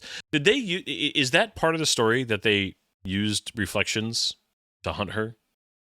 Why, as it so happens, yes. One of the things was the mirrored shield, which isn't used in the remake. But essentially, he would use his shield, which was sorry, shined like a mirror. Oh, just the way it's like the statue catches it. It's like, and the sound effect of like dunk as he like lands like in the statue's like arms, I guess. It's just it's comical. Okay, Captain. Oh, the dunk. Oh man. But essentially, he would use the shield to peer around corners, so that way she couldn't look at him and turn him into stone. Yeah, and it makes sense. It doesn't work through mirrors. Yeah, I'm trying to remember what they did in the remake because I don't remember. I remember that sequence of her moving around like really quickly. It was kind of it was very fast. Mm-hmm. But I mean, I remember he has a shield that's like made of bone or something like that. It's a weird shield. Now this whole like, you know, as he's hiding and she's coming down, like it's got tension. It legitimately does. I think he it just doesn't move enough for me. But it's, you know, he doesn't move enough. She's got more like stuff going on in her face than he does. That's funny. This is also the one time where now she's actually moving forward, even with her bow drawn. She hadn't been doing that before. Or maybe she only uses it under like really serious circumstances. It takes a lot of muscles. Yeah. Yeah, scooch around on her belly. She does look properly annoyed. I would be. The music here is genuinely good. Yeah. Ah! So that's the scene that he had to fight for as an actor.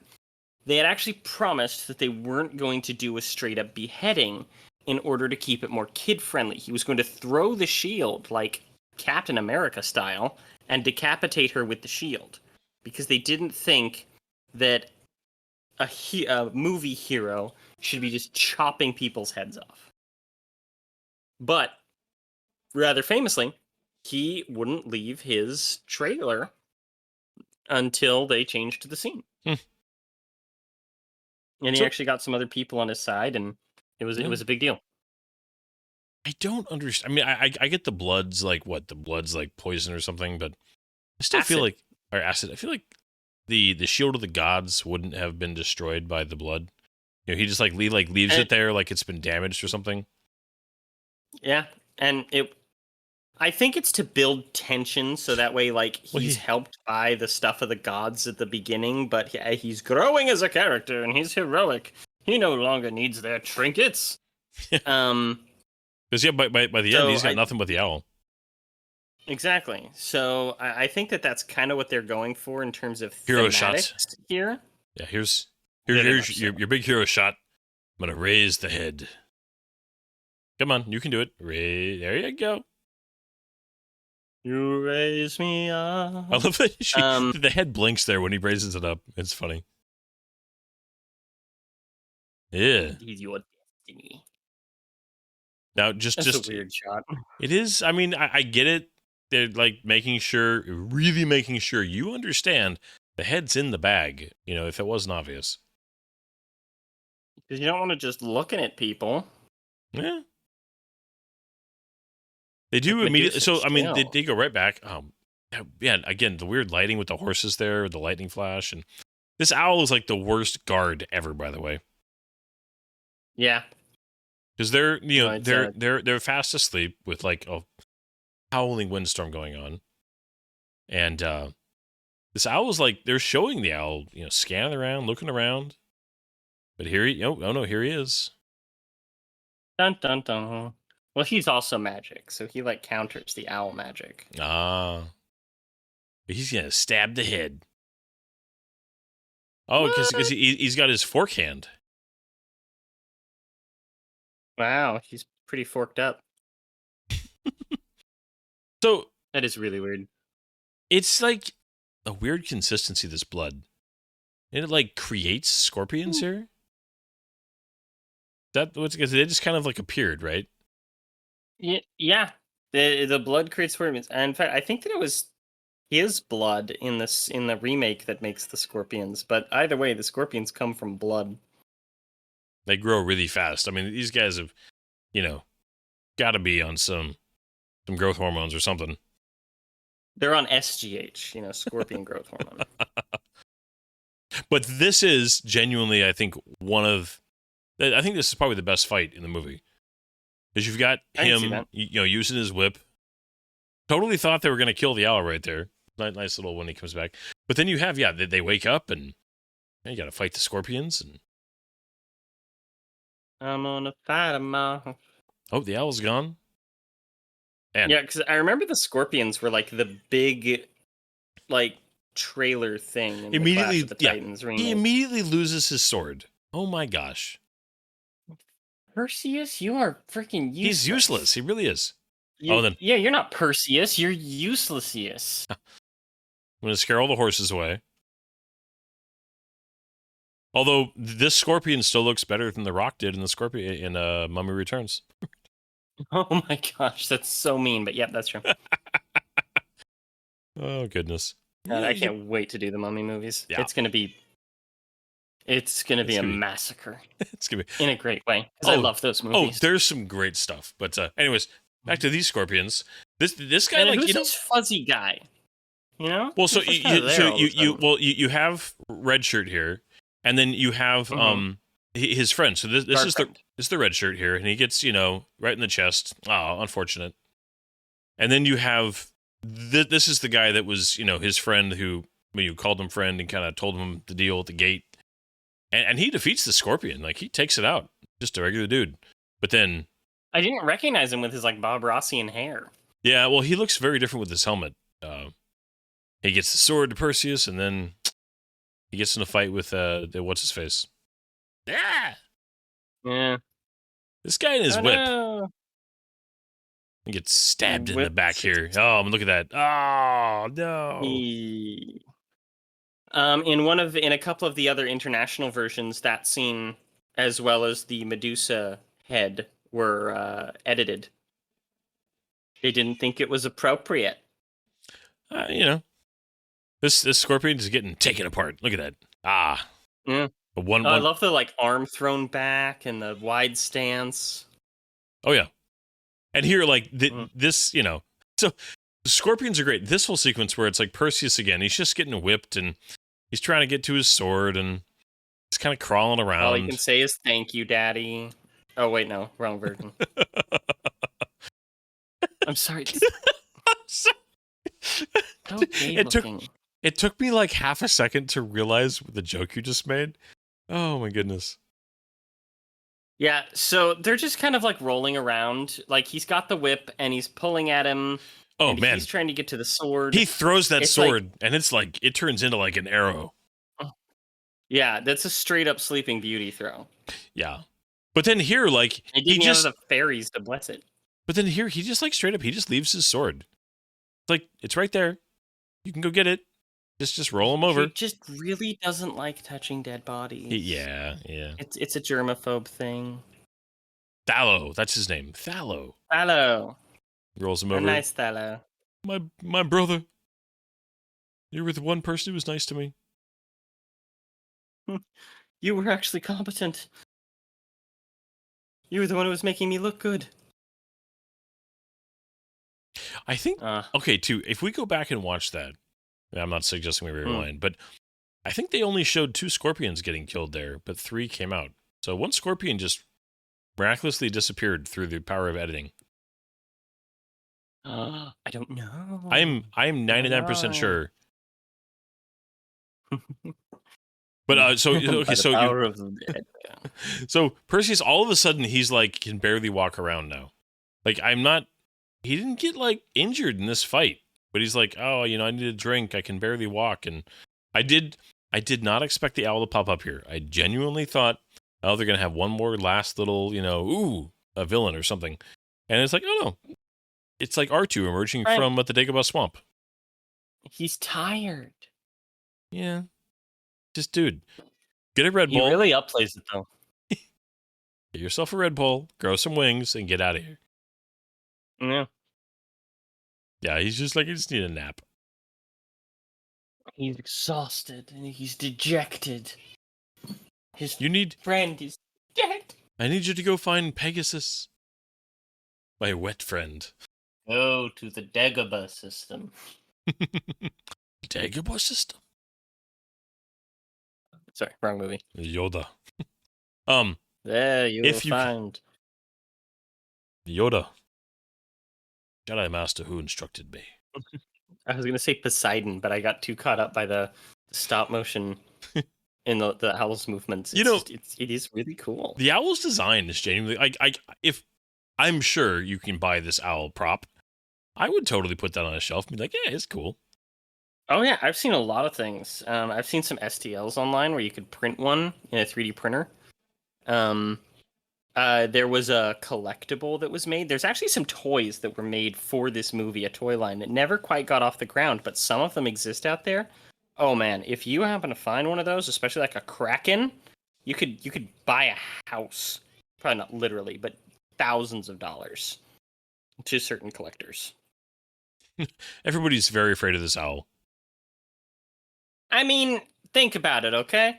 The craziest thing you have ever seen in your life is like, these guys live with they have a big, a vulture living with them, a abnormally sized vulture, and they live with the monster.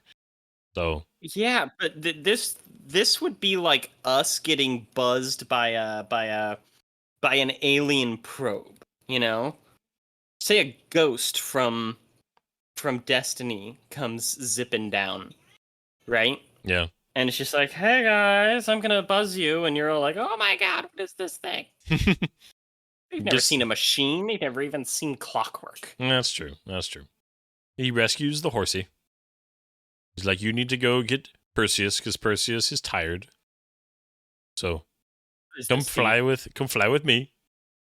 Come fly with me. Let's fly to Perseus. There's like coughing happening in the background here. Is that supposed to be like one of the dudes on the ground, or? Must be. Either that or the bird has asthma. I was about to say, it was enough that was in the subtitles. It was like coughing in the subtitles. I'm like, who's coughing? And we just see the owl flying around. There we go. It's the vulture. The vulture has asthma. There's Andromeda. Dude, more boob? Yep. And some butt. I did not remember this. How is this PG-13? This is not even PG-13. This is PG.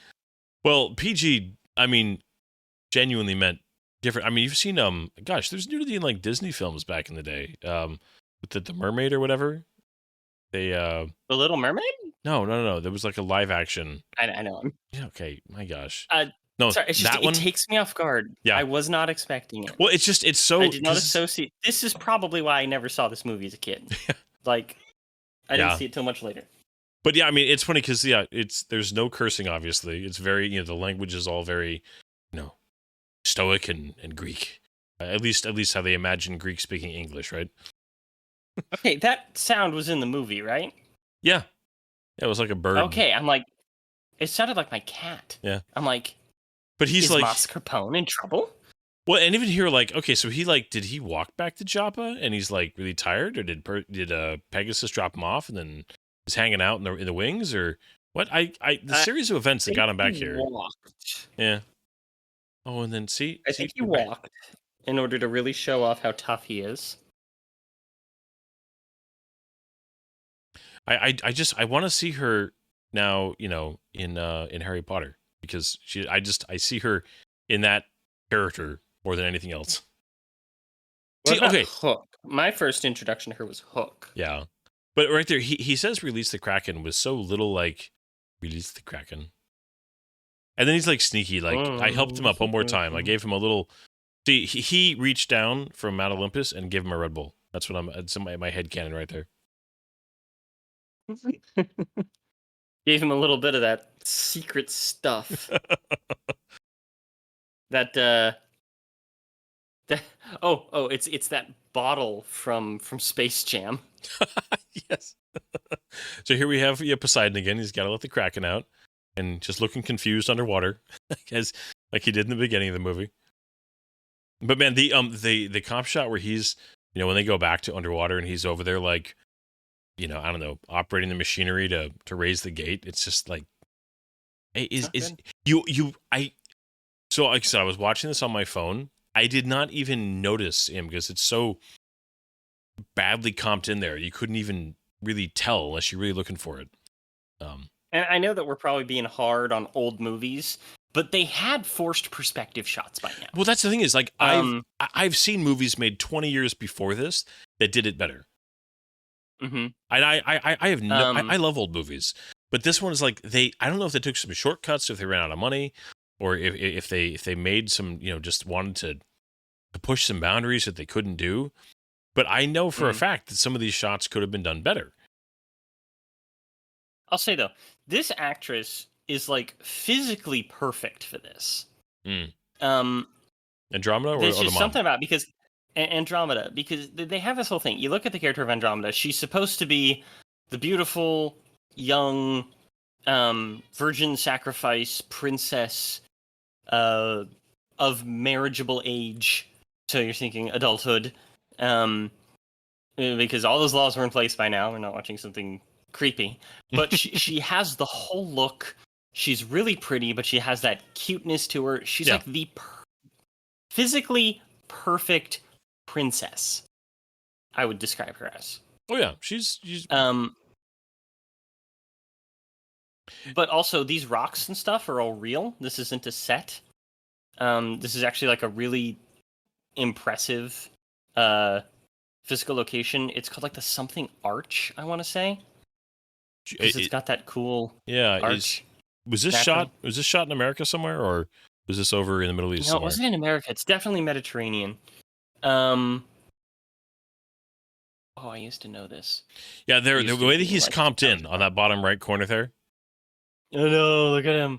Sorry, he's it's like just, a ghost. Yeah, it's just weird. Because this is also real looking. I mean, look at the moss on that rock. It's fantastic. Well, this is an actual underwater shot. Like I'm sure of it. Mm-hmm. But then they just put the actor in front of it and then threw some like, algae floating around in front of him. They comped in front of him there. Right. Now, so this is the big climactic, final scene of the film that you just have literally in the script. It is the Kraken slowly, very slowly, makes his way towards Andromeda and gives Perseus just enough time to make it out to the coast. Mm-hmm. I mean, the Azure window in Malta. That's where this is filmed. Malta. All right. Mm-hmm. I love that the owl tries to get in here. I mean, he's like a little hero here. He's like, I'll do it. I'm gonna save the day. Driving speed. And he's just like, no. What are you gonna do? This is the Kraken. Yeah. The power of bad breath. But yeah, right there. This whole thing was filmed on location in Italy and Spain, Malta, and it also was at Pinewood Studios over in England, in the UK. Yeah, that's where Star Wars was filmed. Yeah, look at this shot. This is a great shot. Yeah. Ooh, the texture is a show little. off the abs. Yeah, the texture is a little rubbery. Gotta say. When you go really close, it probably is. Poor Andromeda. She's down here just like, this sucks. Yeah. And then this guy's just like, oh no. You think that they would be a little bit more cowering in fear than all this? Well, the fact that they're sticking around to watch as the Kraken is right here, it's. We need to verify that she died. I'm just making crap up now. Yeah. Well, again, the Kraken takes so long here. He's just looking at her thinking about it. Yeah, still thinking about it. Okay. Maybe. All right. He's trying to analyze her. Is this really the right one? I need to verify. Because when was Return of the Jedi? Was 1983? May 25th, 1983. Okay. So it was 2 more years before, because I can't help but thinking of the Rancor scene as a comparison. But that was 4 years later as far as when it was filmed. Mm-hmm. And that was very different from Ray Harryhausen. It wasn't just straight up stop motion puppeteering. There was Well, the Rancor was actually a puppet. I was gonna say I combined my sentences there. This is stop motion. The Rancor was puppeteering. Yeah. Aw. You smacked the horsey. Honey, keep struggling, please. He might fail. Yeah. See, look, he's in the drink. Oh, the owl's back. And this is the part where he transforms into an Optimus Prime. I love that, the Kraken, he's looking down, he's confused. He's like, who is this guy? What's he doing? And then, of course, the red bag with Medusa's head just kind of floating around. Medusa's head is obviously buoyant. It is, yeah. Somehow. But again, the owl totally saves the day. They're building up inside. Perseus does not save the day here. The owl saves the day. The owl is the actual hero. Andromeda should go and bang the owl. I'm just saying. Maybe it vibrates. Gosh. Because she owes her life to the owl, right? She does. The Medusa's green eyes. That is kind of a cool shot. It was a little bit too quick, but him, the water's coming in. He looks like he's actually trying to stand hard, stand up and be stable as he's lifting the head. That was a real hero shot, and it's only a half a second long. Well, and they lit it a little bit better. He's it's probably his best shot. And even though his mouth is still open, he's got a little bit more of kind of that tough look going. He looks like his mouth is still open because he's been exerting himself, not because he's physically incapable of closing his mouth. Yeah. He's not breathing through his mouth. Weirdly enough, in that moment, he actually looked a little bit like Henry Cavill. Interesting. So, does the pieces of the Kraken become islands or something? Oh man, so probably. So that was such a weird combination. He's doing this really well formed throw, but for Medusa's head. But then when he actually throws Medusa's head, he looks like my sister did when she was 5 or 6 throwing something. Right. It was get a throw in there, boy. It was just her head went like 10 feet into the water. And it's fine. Yeah. Nobody will ever find that and get into trouble. Yeah, weapon of mass destruction just thrown in. Yeah. The guard just throws in the key. Yeah, just everybody cheers. Oh, thanks, man. The mother in Greek mythology and her father actually, both die by being turned into stone by accidentally looking at Medusa's head during this whole conflict. Really? Mm-hmm. But they're also the ones who like got her into trouble, so it's supposed to be kind of like the whole divine justice thing. Ah, Yeah, there's the classic. Close your mouth, man. carry Not gonna say it again. his bride in. Like Now a full 10 feet. Now we're gonna get married. Ooh. Nope, Pegasus is Yeah, I like landed on that. the rock. I like that. It's janky, but I like that. Yeah, There's just something so charming about stop motion. Yeah, my wife hates it. I mean, I'm perfectly happy to watch good CG, but there's I think because when you appreciate the work behind it, this poor owl. Oh my gosh. The hero of the story. Yeah. I mean there's something charming about it, and I think appreciating what went behind it, you know.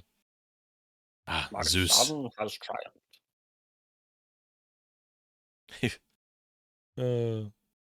It's interesting here that they this little bit of dialogue that essentially they admit that humanity is absolutely capable of like outgrowing the gods, and Zeus is like, that'd be great if nobody needed us. It's just like an odd little bit of like almost philosophy at the end of this thing. That, like gods were something that like I mean, like there's some really interesting, deep philosophical ideas just sprinkled in here at the very end. Yeah. I like that they actually get married. Like this fits with the plot. It'll save her from any future virgin sacrifices. Yeah. It fits with the myth.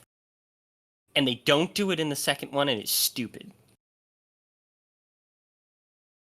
Really stupid. And the he's gonna write this thing now. Got to go. Right? Yeah. I mean, there is a little bit, I think, of like you're like almost seeing, this through his eyes in a way. Yeah.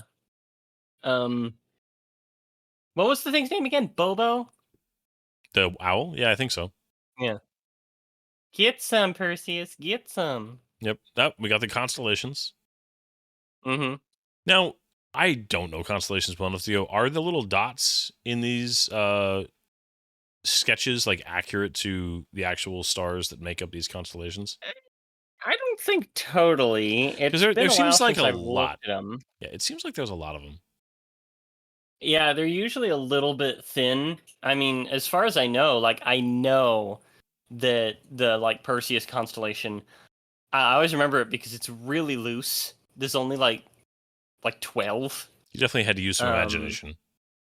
Definitely had to use some imagination.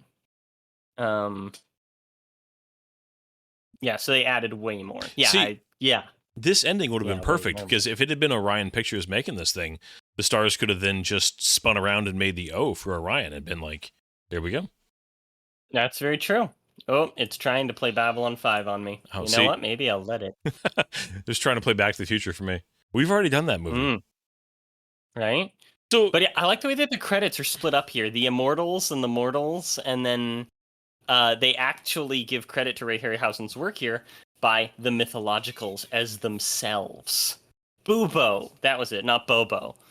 Medusa, Pegasus, Scorpions, Vulture, Kraken. Dioskilos. Who was he again? Beats me. I have no idea. Oh, man. I'm sorry, all I can think of is the guy, but his name wasn't Dioskilos. No, it was...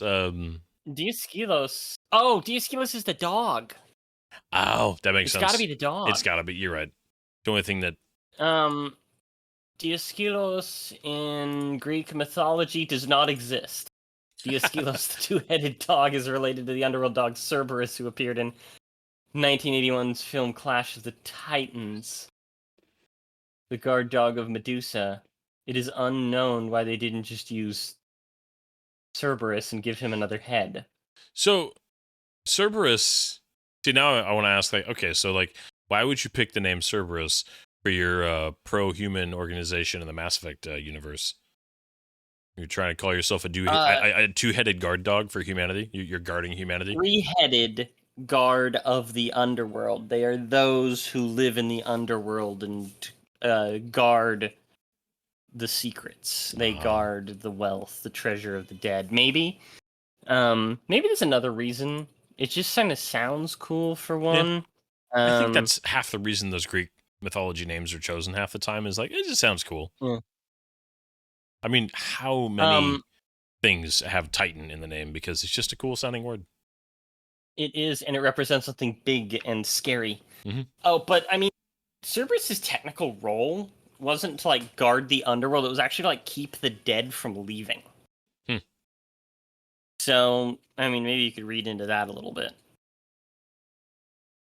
Well, this has been very interesting, and I'm, like I said earlier, not a fantastic movie, but one that I did enjoy, and despite all the criticisms, I genuinely did enjoy parts of it, and it's just it's such an interesting kind of flashback into just a different era, a different style of filmmaking, and again, all as much as sometimes the stop motion was janky, and the actually the stop motion I think was for the most part pretty good. The stuff that really stood out to me as not being done well in my mind is the composition stuff. Yeah, the matte lines were crazy obvious, and the composition was just poorly done where it was so obvious at times, where I feel like if you can't do something well enough, just find a different way to do it. Although I imagine, in 81, if you go to the theater to see this. So, okay, trivia time. How do you, what did this movie make on what kind of a budget? Do you have that? I have that information nearby. Give me just a second to grab it here.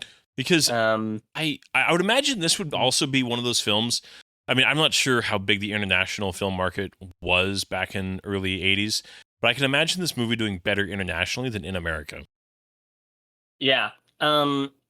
It had a budget that may have been as high as $15 million. It's a lot back then. It's projected to be between $9 and $15 million. Its total box office was $70 million. Oh, so this sucker made money. Oh, no, it was the second highest grossing movie of 1981. Okay. I think. Because I'm pretty sure Raiders made an insane amount of money that year. Yeah. Okay, so it made $41 million in North America alone. Okay. That's not bad. Mm-hmm. Yeah. Got an average review of 6 out of 10. Can see that. But it is described as having a fine cast and a lot of good effects, and it is the best showcase of Ray Harryhausen's work and an excellent swan song to retire on. Yeah. And I think this is one of those movies that I could seeing it in 81 in the theaters would probably have been thrilling, honestly. I mean, if you had seen Star Wars, and at this point you would have Empire was 81 also, right? But no, Empire was 80, right? 1980. Yeah, Empire was 80. So okay, you've already seen Star Wars and Empire, and you've seen 2001 and a few things like that. But this would still be quite the visual spectacle. Yeah, I think so. Yeah. Yeah. Let me see here. I'm trying to find. They had a sequel planned. Was it Wrath of the Titans? It was not Wrath of the Titans. It had something to do with the Trojans. And their horses. Yeah, it was actually going to be something along those lines. I had the information, and then it got lost among all of my various notes. Oh. Wop wop. So, as you like to ask, whenever we watch a movie that we're not just like, this is amazing, I wouldn't really do much to change this. I think if you had just... How would you fix it? I would quickly just say, and this would be repeats of things I've already said, but I would absolutely recast your Perseus actor. They were, 1981, there's so many actors with charisma who could have, done a good job, even in the age bracket. I'm not going to say who, I think it should have been, but there was, you could have done a better job there. And definitely would have tightened up the editing. As far as the story goes, I don't care a whole lot. Maybe this is sacrilege, and I'm sorry if it is, but I don't care a whole lot about how accurate or not accurate they were to the mythology. the only time where you really don't follow what's going on is when her like soul's being like taken by the big vulture, and you're like, what the heck is going on? Like you could re-edit that and only do it once. You don't need to do it twice to kind of let you know what's going on. But you could trim a lot of those sequences down, and get this movie down to like a tighter like hour 45 minutes, something like that. And I think that would have helped it immensely if you would tighten up the pacing. You had maybe done a little bit more, a little bit less focus. Well, no, not less. Made sure your stop motion was still good, but then also either do your comp better or choose different shots where you can make it work better. And just hire just a charismatic, energetic lead. And I think, honestly, with that, not that you would have, like, miraculously, like, this amazing film, but I think you would have a, instead of, like, a 6, I think you could get up to, like, an 8, 8.5 out of 10. I definitely think you're right. I think that there's a whole bunch of lingering scenes that didn't need to linger. So definitely tightening up on the editing. But I agree with you that the main change that I would make is a more charismatic lead. However, there was something I was going to mention. 2 things, actually, because this ended up being hugely impactful to that actor's career and life in general. One of the goddesses, the one that I pointed out earlier, I believe her name was Ursula, she only had one line in the whole thing. She's supposed to be Aphrodite. Anyway, her and the lead actor met on the set of this film, had a nice time with one another for a little while, and ended up having a kid less than 9 months after filming wrapped. Gee. Yeah, funny how those things happen. I don't believe that they got married, and they eventually broke up a couple years later, but they had a kid from this movie. And he actually reprised his role as Perseus in the video game God of War 2. Really? Yes. Huh. Yeah, heck of a thing, huh? Okay. Yeah. I think he got killed by Kratos, like everybody else. I mean, Kratos killed everybody. Literally everybody. All the Except gods for are going to Hera. die. I think Hera is the only one that survived. Okay. No, Aphrodite. Aphrodite survived. I played the original trilogy, like those games, like a little bit here and there. Like most people these days, I got more into the recent remakes that leaned much heavier into Norse mythology.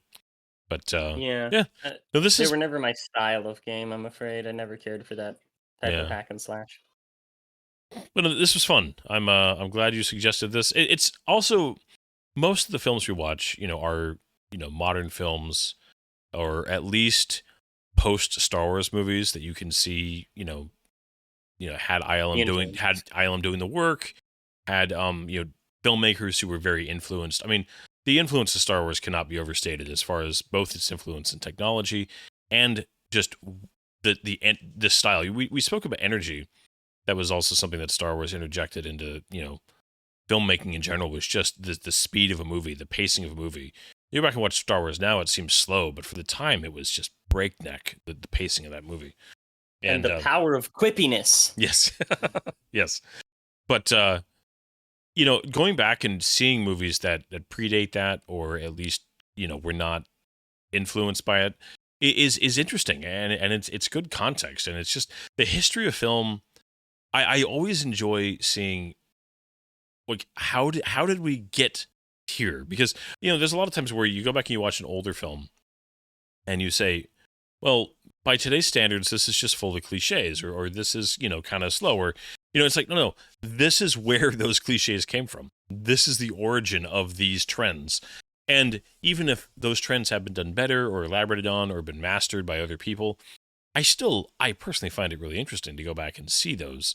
And this movie being more of a culmination of that stuff versus the origin of it, but it still is, if you just want to see it all showcased, this is a fantastic example of it. So it's interesting to see, and I'm glad we took a little break from the modern MCU and some of the other stuff like that to go back and examine a film like this.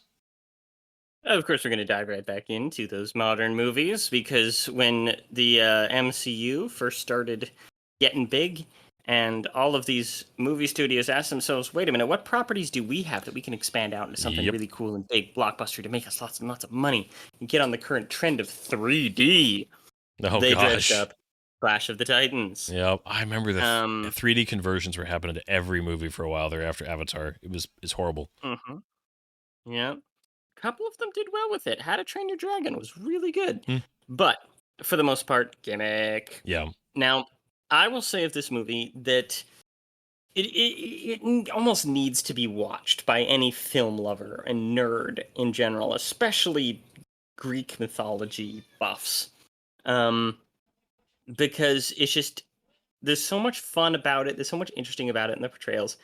Yeah, it's not the greatest film in the world, but it's like the end of an era almost. Yeah. It's trying to be one of those great epics from the 1950s. It's got that stop motion that was just the go-to of the time, done by the absolute master.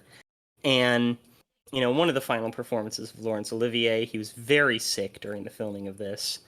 And he was paid $250,000 for a week's shooting. And I don't know, I love the influence on it. One of the things that I went through was all the various references. So many things that have spoofed it and paid tribute to it or redid parts of it. Bubo has appeared in a number of movies and TV shows as a joke and a reference. This thing did have a major cultural impact. And it kind of deserves it, even if by today's standards it's really pretty lame. Yeah. I wouldn't disagree with that at all. It's it's important to remember where things came from, because it's you know, too many people these days, you know, to go a little bit old dad at the moment. Too many people these days only want to see the new shiny thing and couldn't be bothered with anything, you know, that's more than 2 or 3 years old. And it's just like, come on, guys. So no, I once upon a time this was the new shiny thing. Yep, yeah, it was. So, this has been fun, man. But I had carried an onion on my belt. That was the style at the time. But next week we see the remake. That's a remake. Yeah, and I will have plenty to say about that one, because it's unremarkable, but also definitely conversation worthy. How do you find a lead less charismatic than this one? You hire Sam Worthington. I feel bad for the guy. He lucks into one of the biggest movies ever made, and then, you know, it's like, no, you just, sorry, dude. Well, it's funny too, because James Cameron has, you know, worked with some of the best actors in Hollywood, and he really pushed Sam Worthington. I'm like, what do you see in him? Because I get what you saw in Arnold and Michael Biehn and those guys, but what did you see in Sam? Sigourney Weaver, like, come on. Anyways, that's for next week. But Secret Love Child. Maybe. One of these days we'll also get around to some even older stuff, because I will get them on here. Oh, I'm looking forward to it. I mean, I think our oldest movie so far has been the original Day of the Oasis still, right? I believe that's our oldest It's film. Hard to get older than that. Yeah, that's pretty. Yeah, anything. There's one or two things, but yeah, definitely so. But thank you so much, anybody who's stuck with us this long. We appreciate you. We thank you so much for listening. Please drop us, whatever you'd like to. And like, we do check comments. If anybody ever does have a suggestion or a question, feel free to reach out. But we'll see you next week. Yes, we will. It's going to be a fun one. Have a good one, everybody. Good night. There's doors and corners, kid. If you don't clear the room, if you don't come in slow, that room will